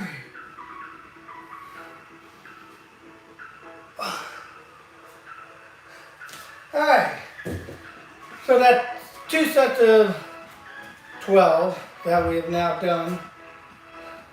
We got one more, then we do dips, pull-ups, maybe some push-ups. Because push-ups are essentially just bench press, but without the weight. And then I gotta do leg lifts and leg curls on my universal, and then 3 sets of sit-ups, and we can call it a night. Besides all the yammering I've done, I would say it's only been an hour, an hour 40 minutes now, basically. But besides all the yammering, I bet this is a good solid hour and a half workout. If I didn't talk so much. But what can I say? It's a live stream. I gotta be entertaining somehow. But yeah. My coffee's probably done now. So I'm gonna go get that. I'm gonna add a lot of protein milk. And I got this breakfast essential that's high protein. Oh, you wanna play? Now's not the time for playing, Coach.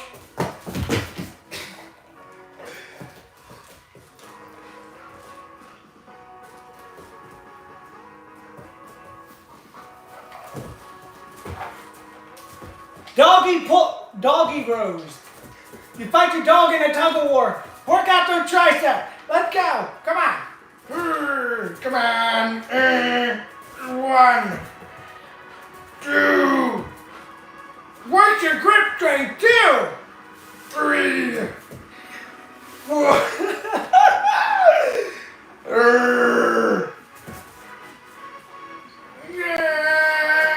She's really.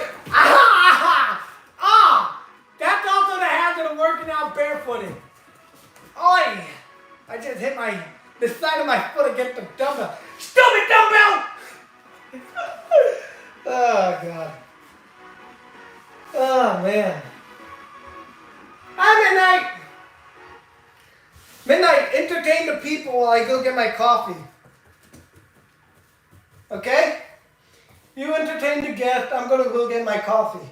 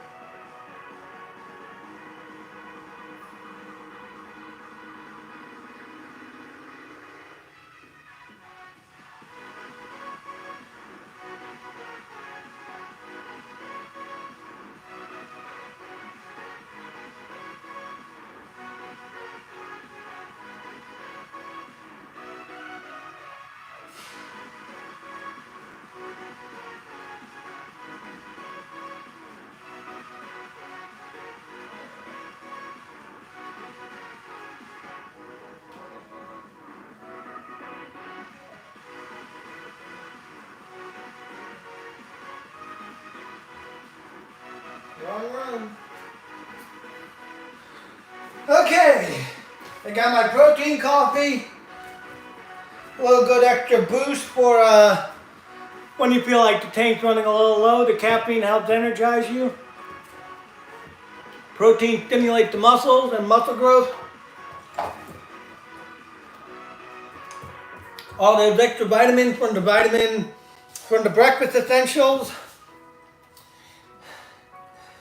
And yeah, it's just a big old, whoa. These dumbbells, I swear to God. Alright. Normally I'm not this clumsy.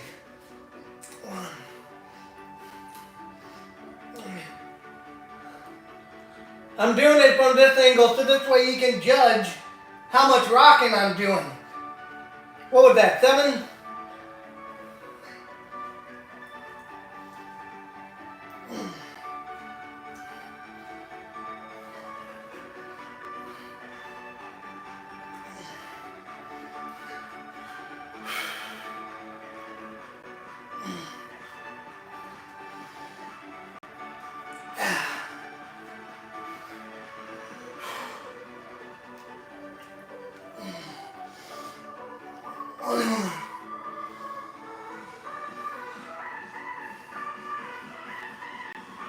Extra credit.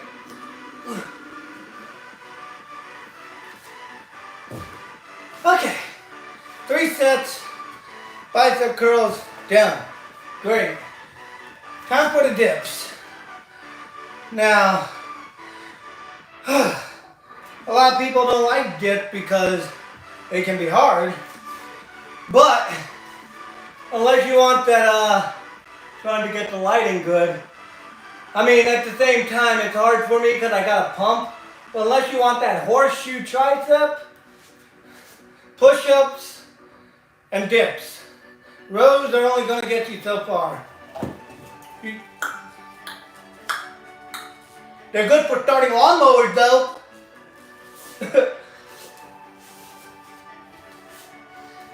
Right midnight!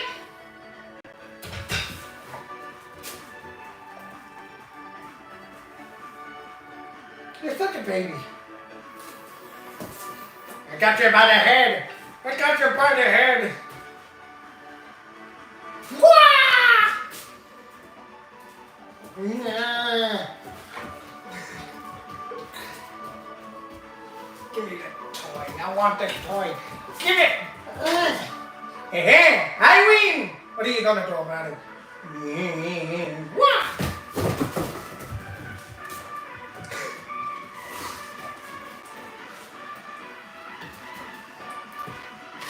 Mine! Stay there.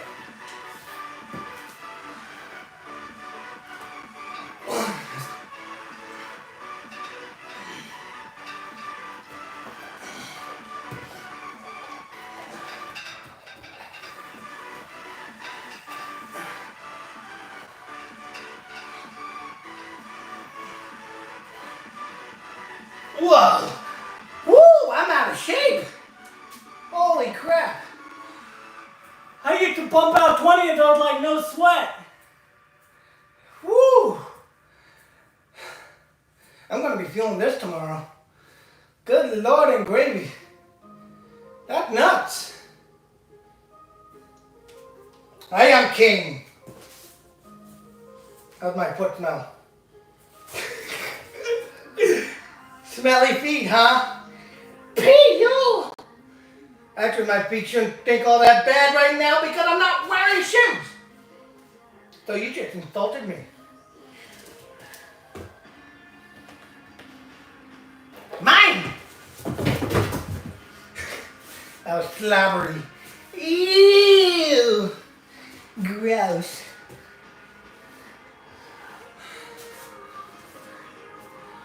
Okay. So if you're just joining in, we're doing dip now. And then we'll go do some pull-ups, maybe some push-ups. And then we got the leg machine and abs. And then we're done. We got a good 2+ hour workout. Down and out. Whew. That's good. Let's show off the muscles.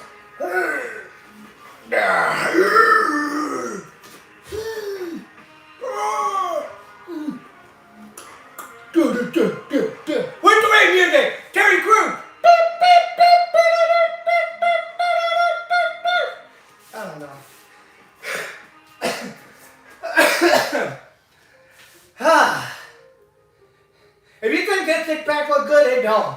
This is my fat pack. There would be days where I'd not even flex and you'd be seeing a rippling six pack. I'm fat right now, according to my body dysmorphia. So, look at that jelly roll! I shouldn't be able to pinch and pull like that. I'm so fat. Okay, we got another 15 dips.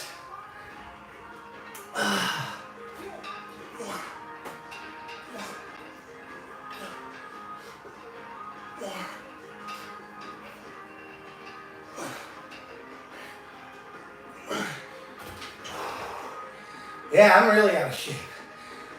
I was 9. You might have counted 10, but I don't call that first one a dip.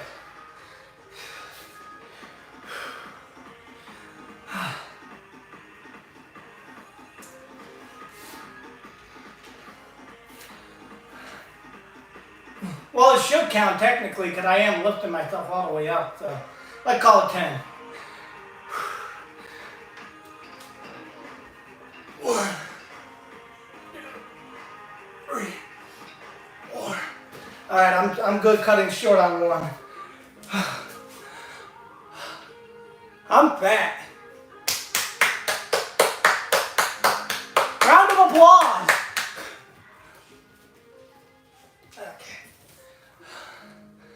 Okay. Let's see how well I can get this back on now. Right, Midnight? Okay. Huh. I sweated more than I expected. But then again, normally when I'm weightlifting, I'm not wearing a shirt. Ugh.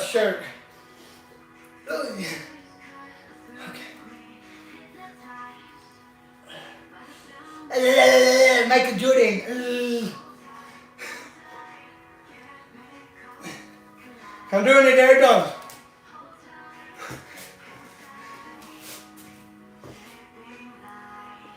Anyway.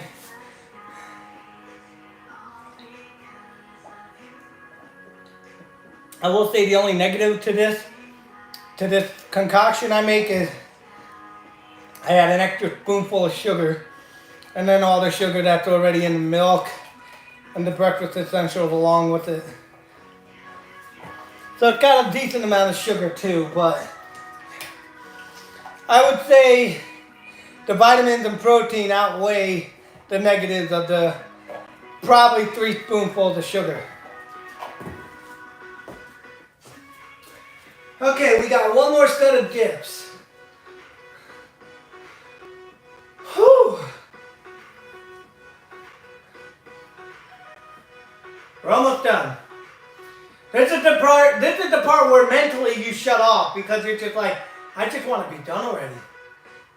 But you can't.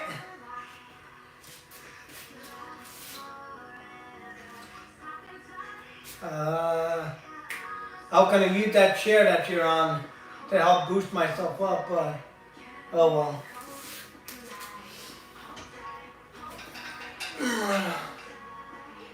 One. 3, 4, 5, 6, 8. Nope, I'm not getting 9. Oh my god. My triceps are gone. They're fried. Oh my god. But this is what happens when you don't lift weights for, shoot, I can't remember how long. I mean, don't get me wrong, I'm doing much better than I expected, but yeah. I pretty much given up weightlifting for basketball, and I gotta balance the 3 of them out. The basketball, the running, weightlifting, and on top of that, biking and swimming if I do ever plan to do an Ironman like I said. So, but this is what I mean where I say sacrifices have to be made to achieve what you set your mind to. if I really want to get a sub 3 hour this year on my marathon, well, next year I should say, which I honestly don't think I'll do, but I think I'll still be close to another 3 hour, 12 minutes race again. I'm gonna have to start giving up a lot of basketball and doing weight training and running to build my muscle and endurance up again. But the nice thing about the basketball is that also builds my cardiovascular endurance because of the explosiveness and all that kind of stuff. So it's a double-edged sword.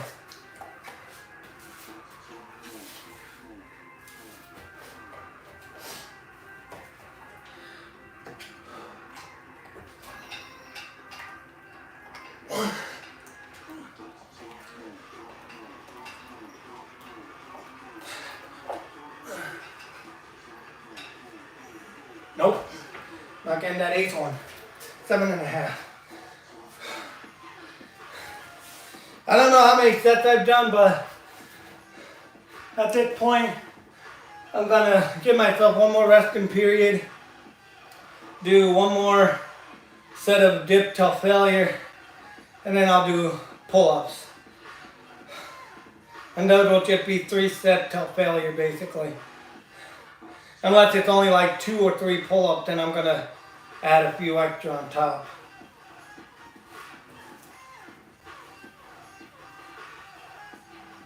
What are you doing?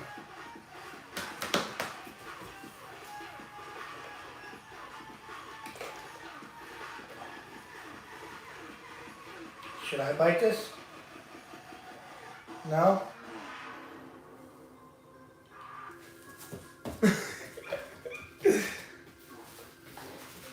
She's such a baby.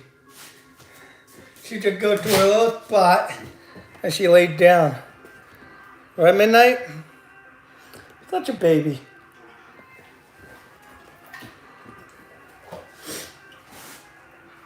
Okay, so we're coming up on 2 hours. Not bad.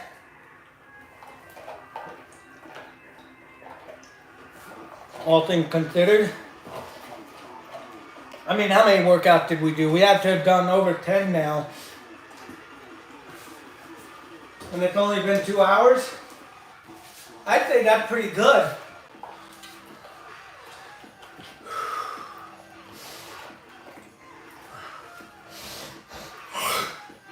Sorry, phlegm. It sucks.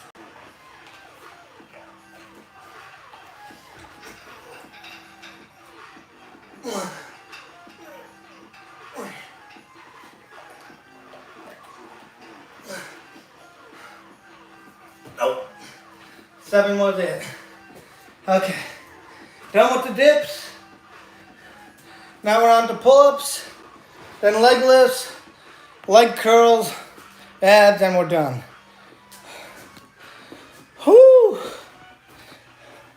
It's tough. This is the price paid for being in good physical shape. You have to be willing to pretty much put up with the exhaustion and temporary pain that comes along with being fit. Let me grab my pull-up bar.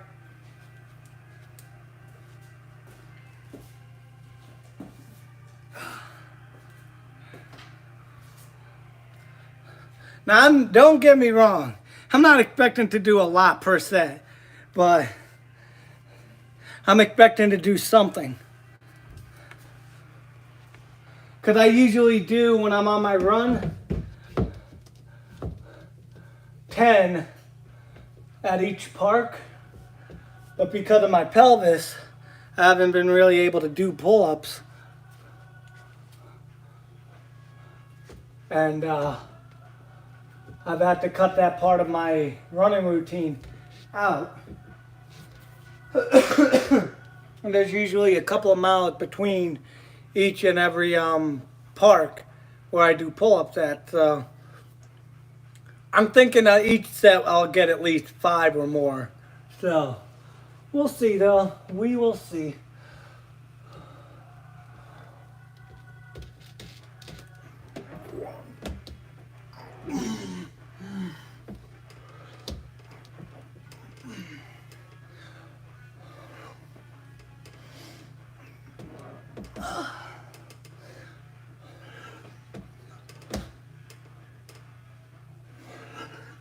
Hey. Okay. I started to kip a little bit, and I try to avoid doing kips when I do pull-up because everybody calls them cheating. And to an extent, I can agree, but at the same time, when you look at it, wow, actually, you know what I just realized? My pelvis feels amazing. Usually I feel some tension or discomfort when I'm doing pull-ups. I felt nothing. Recovery road is looking good. Midnight, please don't poop in here like Asa did.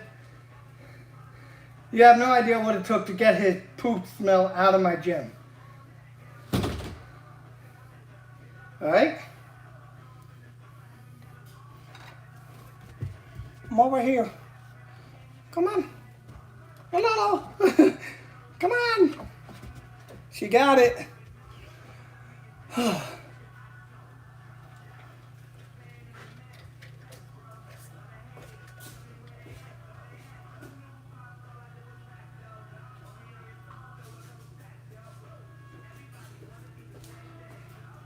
And I consider myself actually kind of like physically lucky, because to some extent my body build is actually really good for that of a bodybuilder. I don't have the longest torso. I'm not the tallest guy ever. I have good broad shoulders. And my traps, these muscles here, are actually pretty big for somebody my size. Now, it's hard to tell the muscle definition and everything because of the lighting and everything. But when you get good lighting, I look pretty monstrous, especially when I'm in my prime of weightlifting, running, all of that. So if you think I look big now, I mean,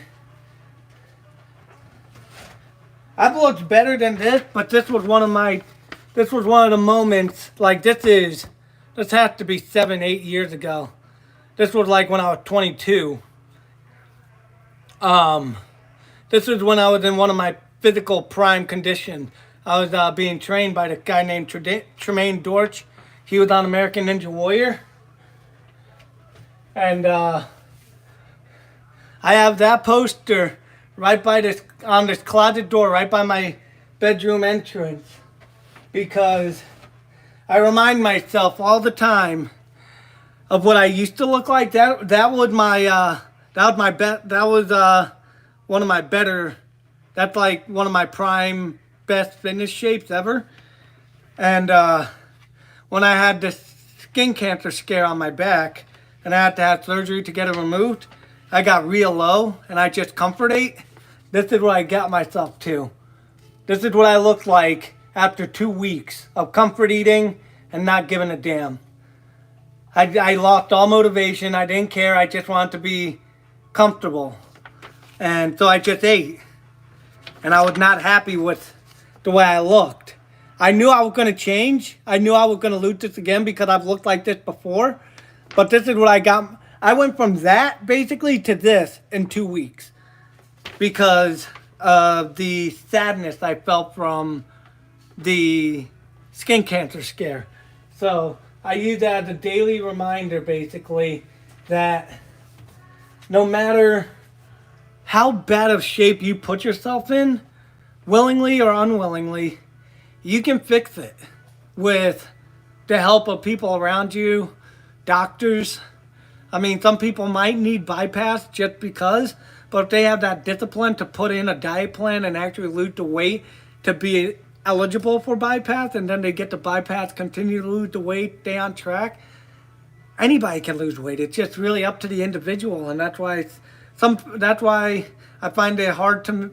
That's why I find it as an individual hard to believe that some people just can't because of genetics And I can see how genetic plays a role, but still, it's just part of me. It's just like I still think it's very, very possible if they really, really, really tried. And I just think there's a majority of people that aren't willing to try or just don't try hard enough because they don't see what they want to see as quickly as they want to see it. And they give up and they lose the motivation and they lose that spark, that fire. And that's why the thumbnail of this live stream is willpower, motivation, willpower, and commitment. Because you get the motivation, that spark. It starts it.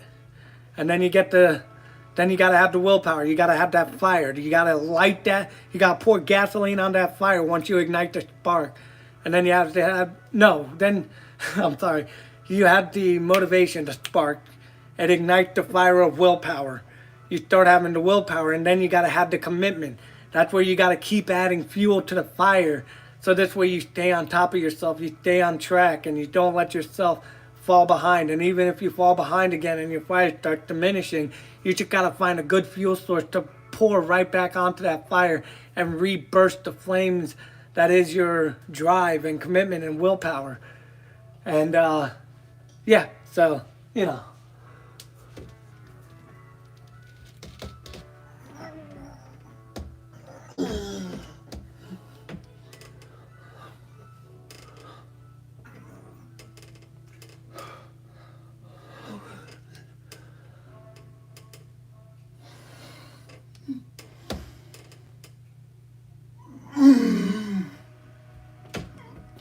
Okay.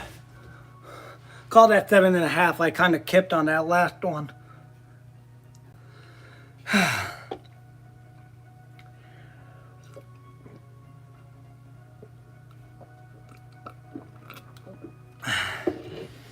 But yeah, I can't tell you how many times.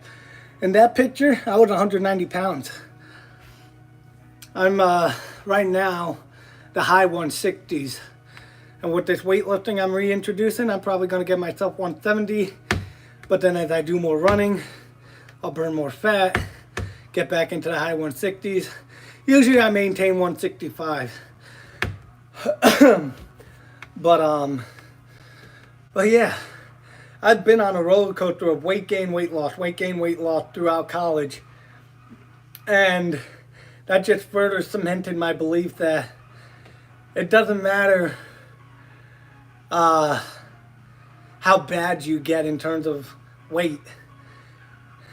If you are disciplined and motivated enough as an individual and you are willing enough to put that effort in and sacrifice a social life or sacrifice video games that you enjoy or just sacrifice your individual comfort time to put that extra work in to get in that shape, then anybody and everybody is very capable of losing the weight and everything like that. Like there's a YouTuber I watch named Dad Black. He's overweight. He's lost weight too, and he's actually I think because of his weight loss he's avoided a diagnosis of diabetes, which is fantastic, and I'm happy for him. But I feel like if he had sacrificed a few tours that he's done and put that time from those tours into like actual much heavier duty working out, I think he could drop substantially, much more substantial weight, because he's a tall guy. I think he's like 6'6", 6'5", almost 6'7". And then his weight, that's hard on your legs. So I'm a big fan of Dad Black. I've watched him for so many years. I've watched him all the way back from when he was recording in a closet back in the Vine days, when Vine just was booming and everything. I was watching him when he was all his videos. All you saw was a closet, like his wife's closet clothed background. So I've been watching him since then, and I truly believe that he can lose a lot more weight if he just sacrificed a few things. And I'm not telling him what to do, but I think if he really wants to get there faster, that's a major thing you've got to consider. All right, look at this last set of pull-ups.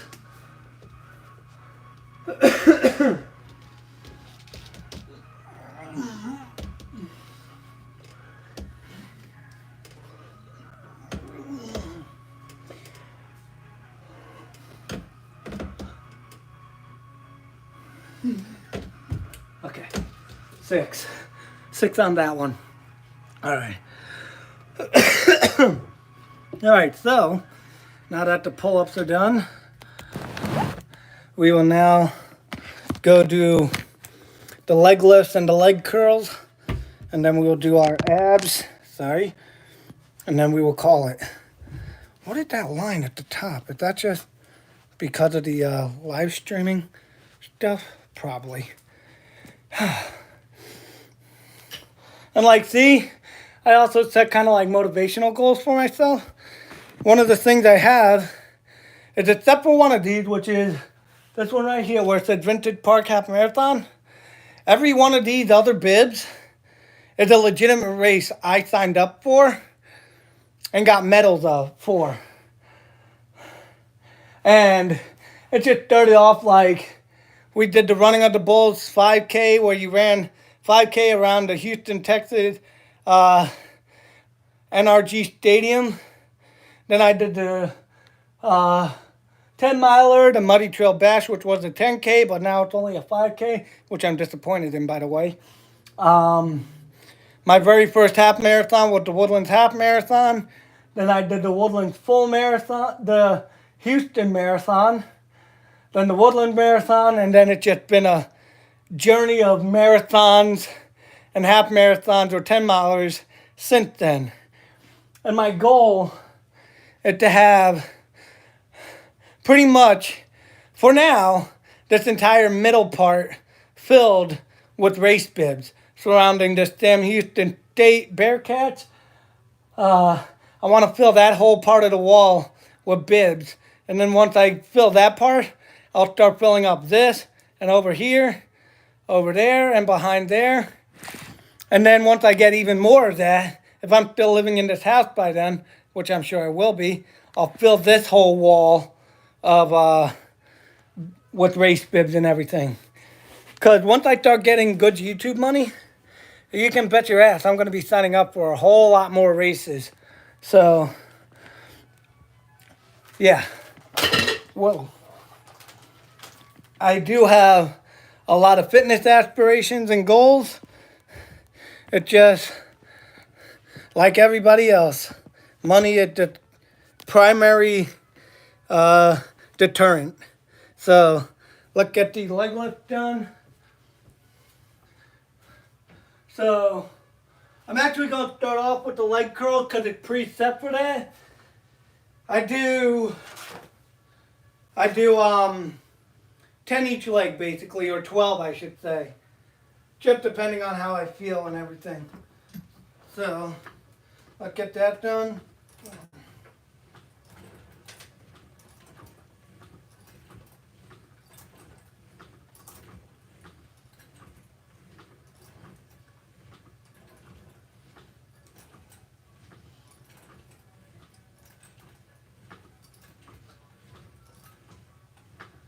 I actually ended up doing 15, whatever. Extra credit, right? Nothing better than the extra credit.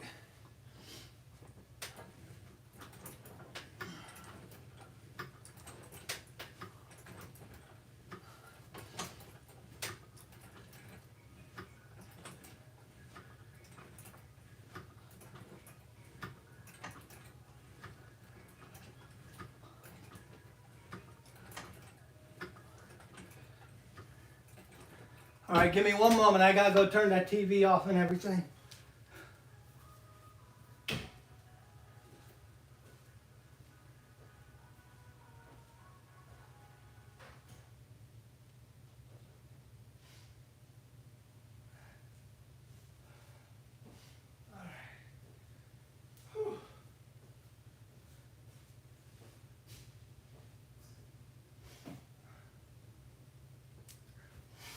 Okay, so if you didn't know, that the gym, this bathroom, and my bedroom are all linked together. So it's basically a Jack and Jill. But yeah, normally because I'm swapping legs like this on this machine, I usually try to avoid taking any rest breaks because I'm literally taking rest while doing one leg. I'm resting the other leg when I'm working one leg. You know what I mean? So let's knock this out.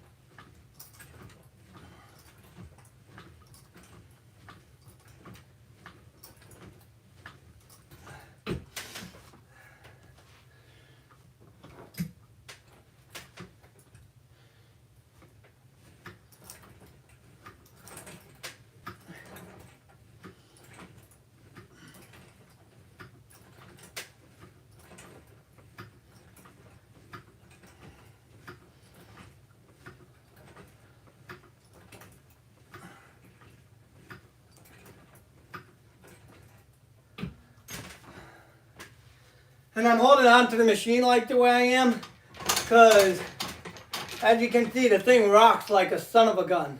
Because it's loose, I don't know, honestly. I think part of it is because it's on carpet and it's not this floor. Whoever built this house did a horrible job in making sure everything was level.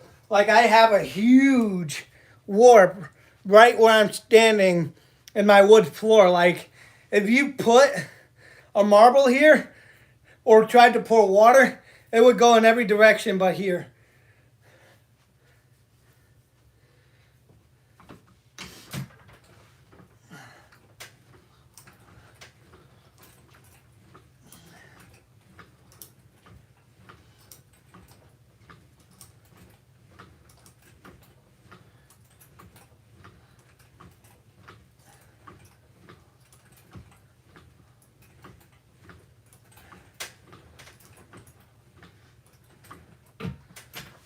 Whew.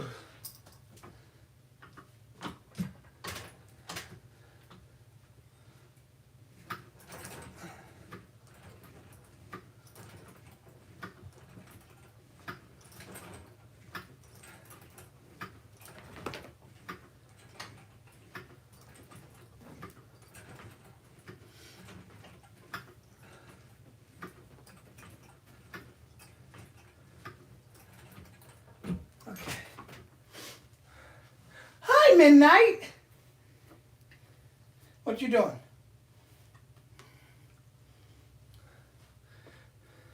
She's such a demon hound.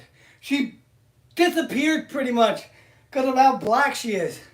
And nobody take that out of context. She is a jet black German Shepherd. She's just a silhouette of a dog. Except for when you see those pearly whites, then she's Arr!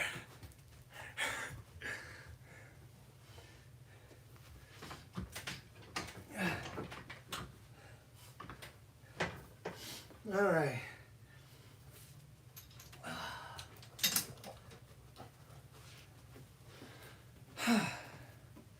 Okay. So now we got leg lifts and then we have abs and we are done. We are inching ever so closer to the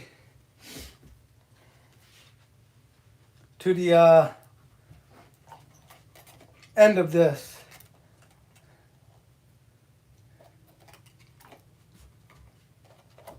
Hold on one moment, everybody.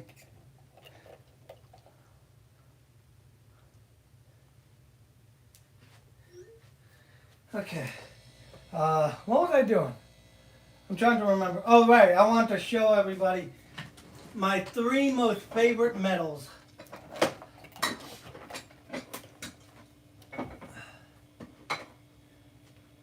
That's 2 with the 3rd one. Oh, it's right here. Okay. So, I signed up for the, so I did the Woodlands Marathon this year, right? It was my best and fastest time. And funny enough, I had 7 beers with my buddy Ricardo the night before. I'm surprised I woke up. But I got for doing the 5K this medal, which was at the very end of February. And then this is the marathon medal. And then because it was just in my colors, and the organizers of the race, they told me it was because I commented, but I gotta be honest, I'm not 100% sure. I have a little bit of skepticism in my view of it, in my belief of what they're saying. A little bit. I'm not saying I'm 100% skeptical, but I have a little bit of skepticism. Hold on. Because I think I got this lanyard screwed up. Yeah, I got it inside out. One moment, sorry. There we go. Flip that back around. Damn it. Come on. Work with me. There we go. There we are. Okay. So, they told me, like I made a comment over COVID that their medals had just gone like absurdly ugly. Like, when I say ugly, I mean it was a piece of metal in the shape of Texas. Let me see if I can find that metal because I have a lot of them over here. Boy, I did not mean to crush my dog with my teddy bear. But like, hold on. Let me find it. Here we are. Okay, so this was by far the ugliest medal I've ever gotten for doing a marathon, and it bothered me. It basically just a medal the shape of Texas, spray painted white, and then basically what looks like just rolled paint. This was 2021's marathon medal. This is and it's a can opener too, by the way. A bottle opener. This was the ugliest medal I've ever received, and I was so disappointed to have received it. And it's a Velcro lanyard. So what happens if I lost the lanyard? All I got is a stupid bottle opener then. And I made a very heartfelt comment about that when they were announcing their medal reveal for upcoming races. And I said, this is something people spend all year training. They spend a decent amount of money on the shoes, the gear, the food to prepare for and during the race. And then you give them that as their reward?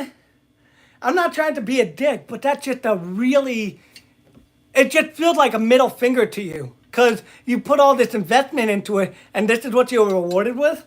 So, I said I liked when you could feel the weight of the medal around your neck.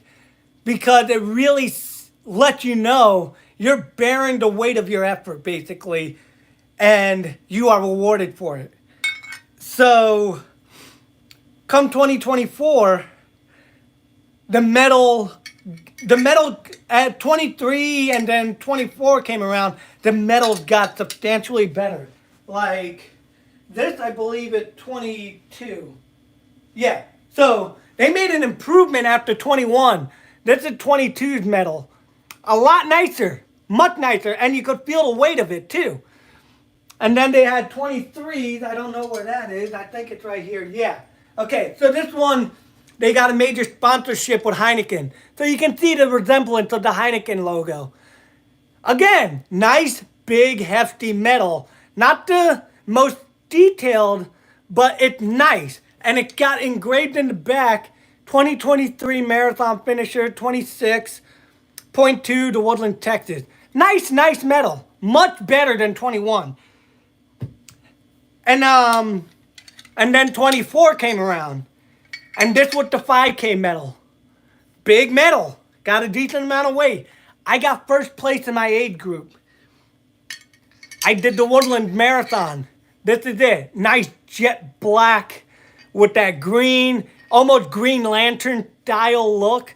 Really nice with the superhero diamond shape. Love it. This is a medal that you're proud to wear and represent. And then because I did both of these, this was the third medal I got rewarded. And once I saw the color scheme, I told my dad, I have to do both the races. I have to get this double medal because it is just my color, orange, blue, white. And the guy who ran it said they really thought of me when they were making these medals. And I'm so happy they did because the marathon and the double medal match iconically together. It just looks so great. This is the point I was trying to make. That when you're doing a year-long training investment for a marathon, a race, something big like this, you should be proud to wear something like this the day, the week, the month after you've accomplished it. And this is the whole point I was making to the guy. I love medals like this because this just says to me it was worth it. The torture and the pain you feel after, you hate, but it's so worth it. And by the way, I did the Houston Chevron virtually. This is the Chevron one also. These are the years of 21. Houston, Chevron, and the Woodlands. They are atrociously ugly. And I made a point to both of them. And they've made substantial improvements since then. I can't remember if I did the, let's see, what year is this? Yeah, okay. So for 2022, I did the Chevron Marathon virtually. And I had to say yes, we had to say yes to it. Because it was their 50th anniversary. So again, this is something I wanted to have. And this was a goal to reach and achieve. And I got it. Time didn't matter. I just wanted to be able to say I participated in their 50th marathon. And it was, even though it was virtual, I was still there. So, yeah. Anyway, let's get these leg lifts and abs done so we can end this stream. I've been telling story time for a long time now. And these are all my other medals that I've gotten over the years.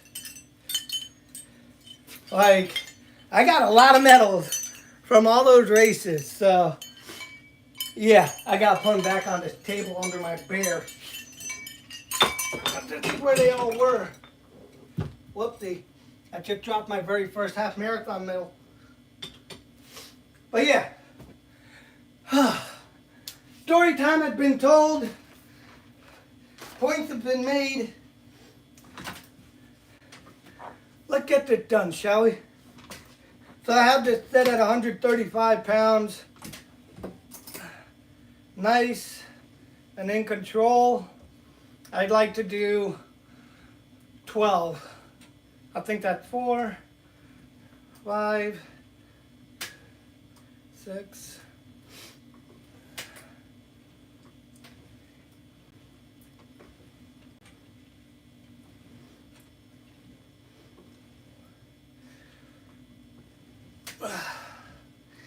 Woo! I hate the acid burn it makes you feel from holding it at the top for that microsecond. Feels like battery acid on your thighs.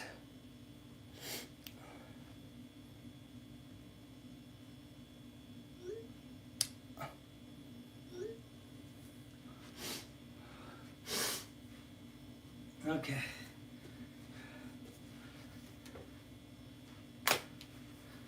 Okie dokie. Artichoke.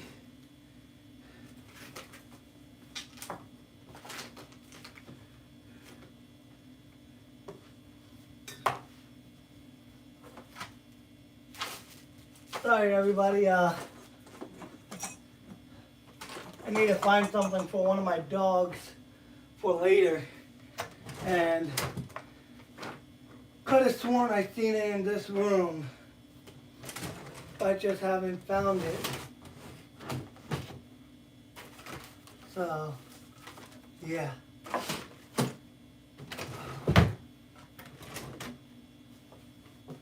there's the Gorilla Glue I was looking for. Anyway, I thought it would be there. Like, let's see how big my arms are now. I got a tape measure. Let's see. Non-flexing. My arms.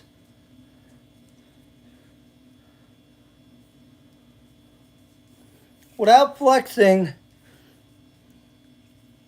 at the peak, right?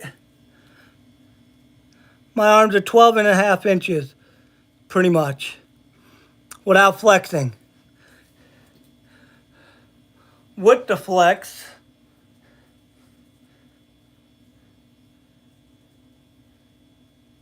$14.5 million. I don't know if you can see that, but yeah, see, flexing 14.5 inches. That's a big arm. Why do I need bigger than that? You know what I mean? I have 14.5 inch arms, and I'm not on steroids. I take protein powder, sometimes pre-workout. And my arms are 14.5 inches bigger. I bet I'd be one of those guys with like 23-inch arms if I took steroids, focused primarily on... I bet I'd be like Jay Cutler if I was on steroids. I really do. I feel like I would have that capability to be the size Jay Cutler was if I was on steroids. Because I'm built like a bodybuilder. I just don't diet like one.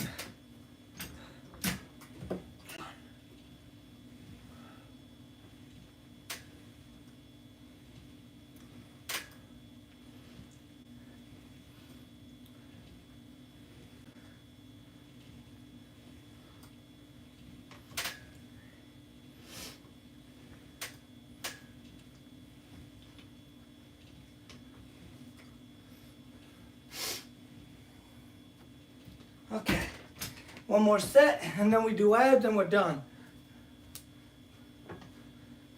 I gotta blow my nose again.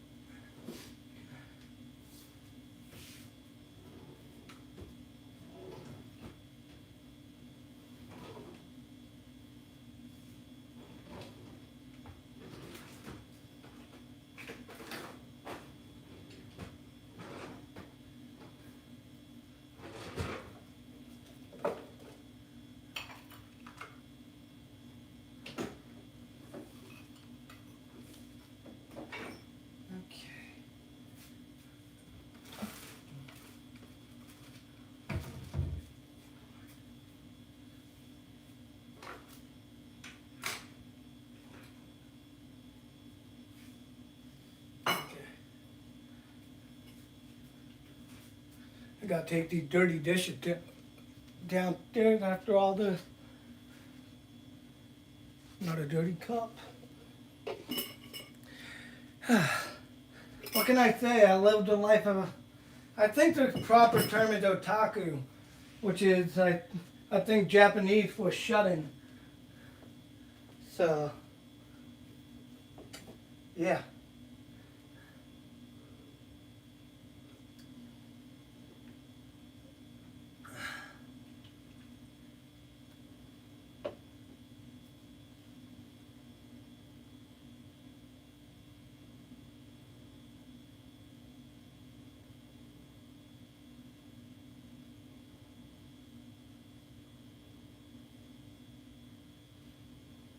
Okay.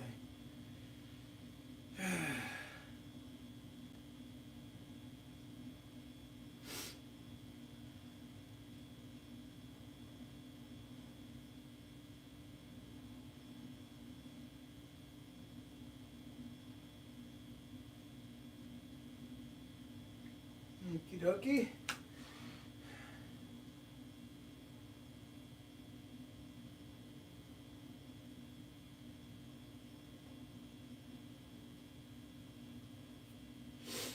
What'd my dad send me? Dr. Pepper flavored butter. That's interesting.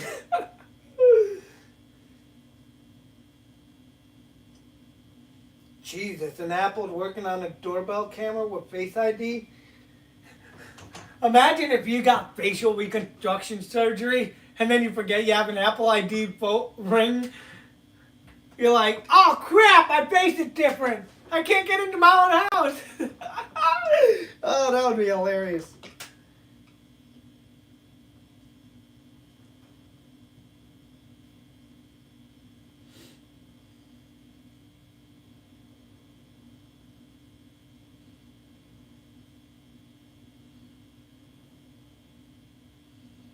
Okay.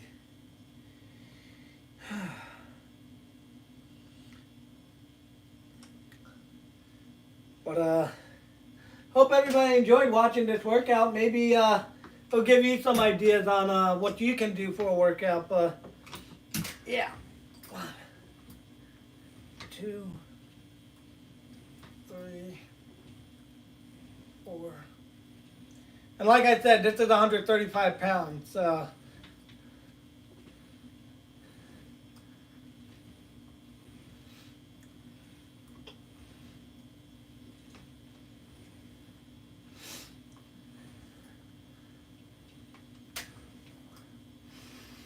One more.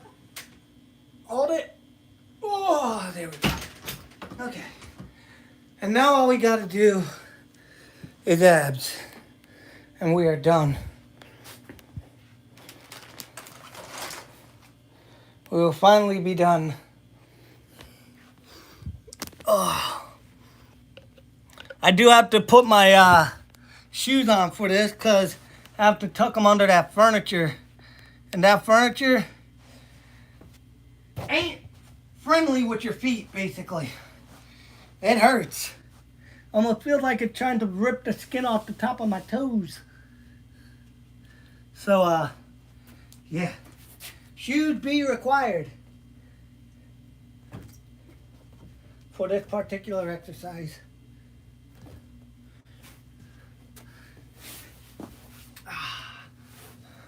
You don't need to put socks on because it's only temporary. So we do 3 sets of 20 on sit-ups and we're calling it a night.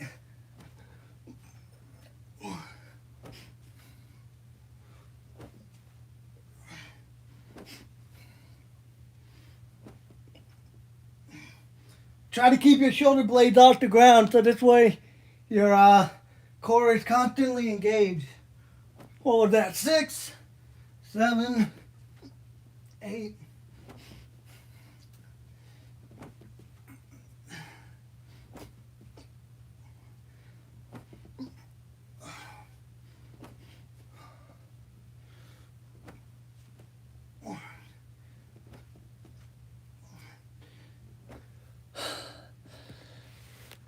Everybody hates doing abs. 15, 17, 19. I try to take a decent pause between, only because of my pelvis injury. And this way, it gives me the ability to kind of like take like an inhale of breath while I do the sit up and everything. But yeah, I'm really happy that I'm able to do sit ups again, even though there's some minor discomfort and all that. It doesn't matter though.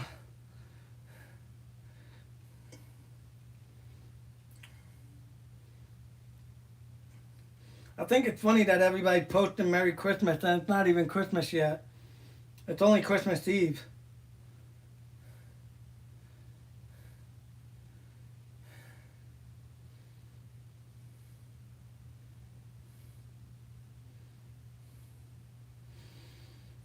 Just checking out social media before the next set.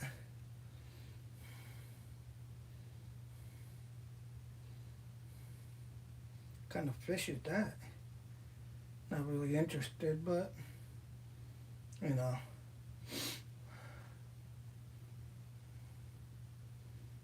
Wonder. Nope. Nothing new here.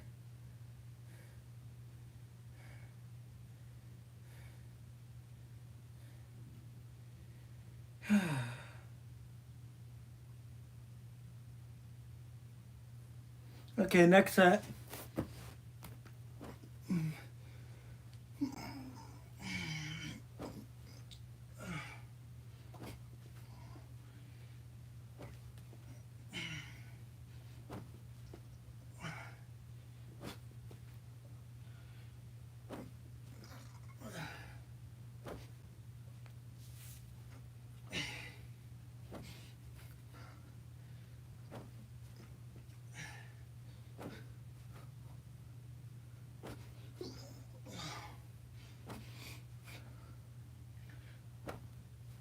$14, $15, $16, $17, $18,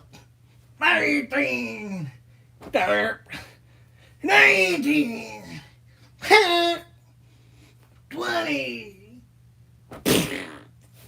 Just having fun with it. Because we got one more set and we are done. Whew.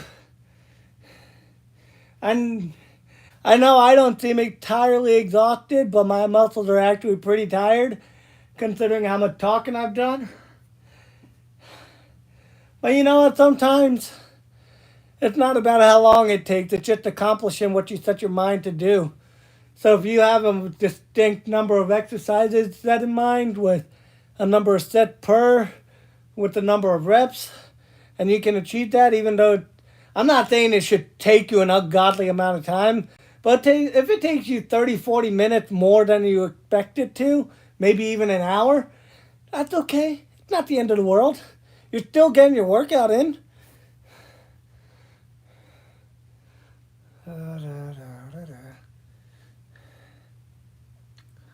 Okay. Checking out the social media. 37 people like this post I put on TikTok about me finally being able to do ab exercises again when I haven't even been able to do them since pretty much the very beginning of October. So, yeah. Let's see.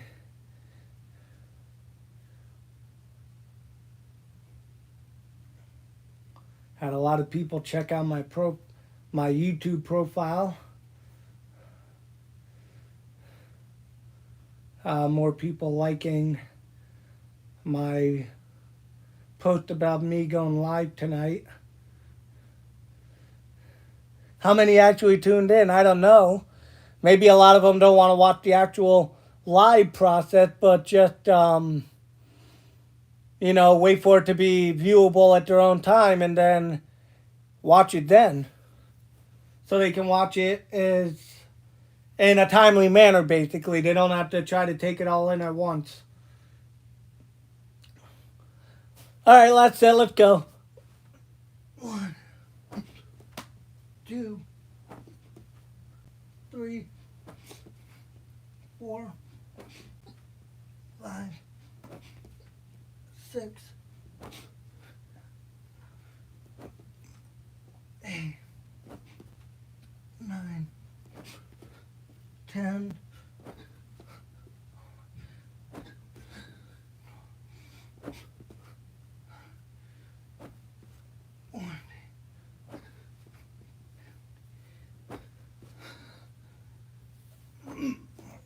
17,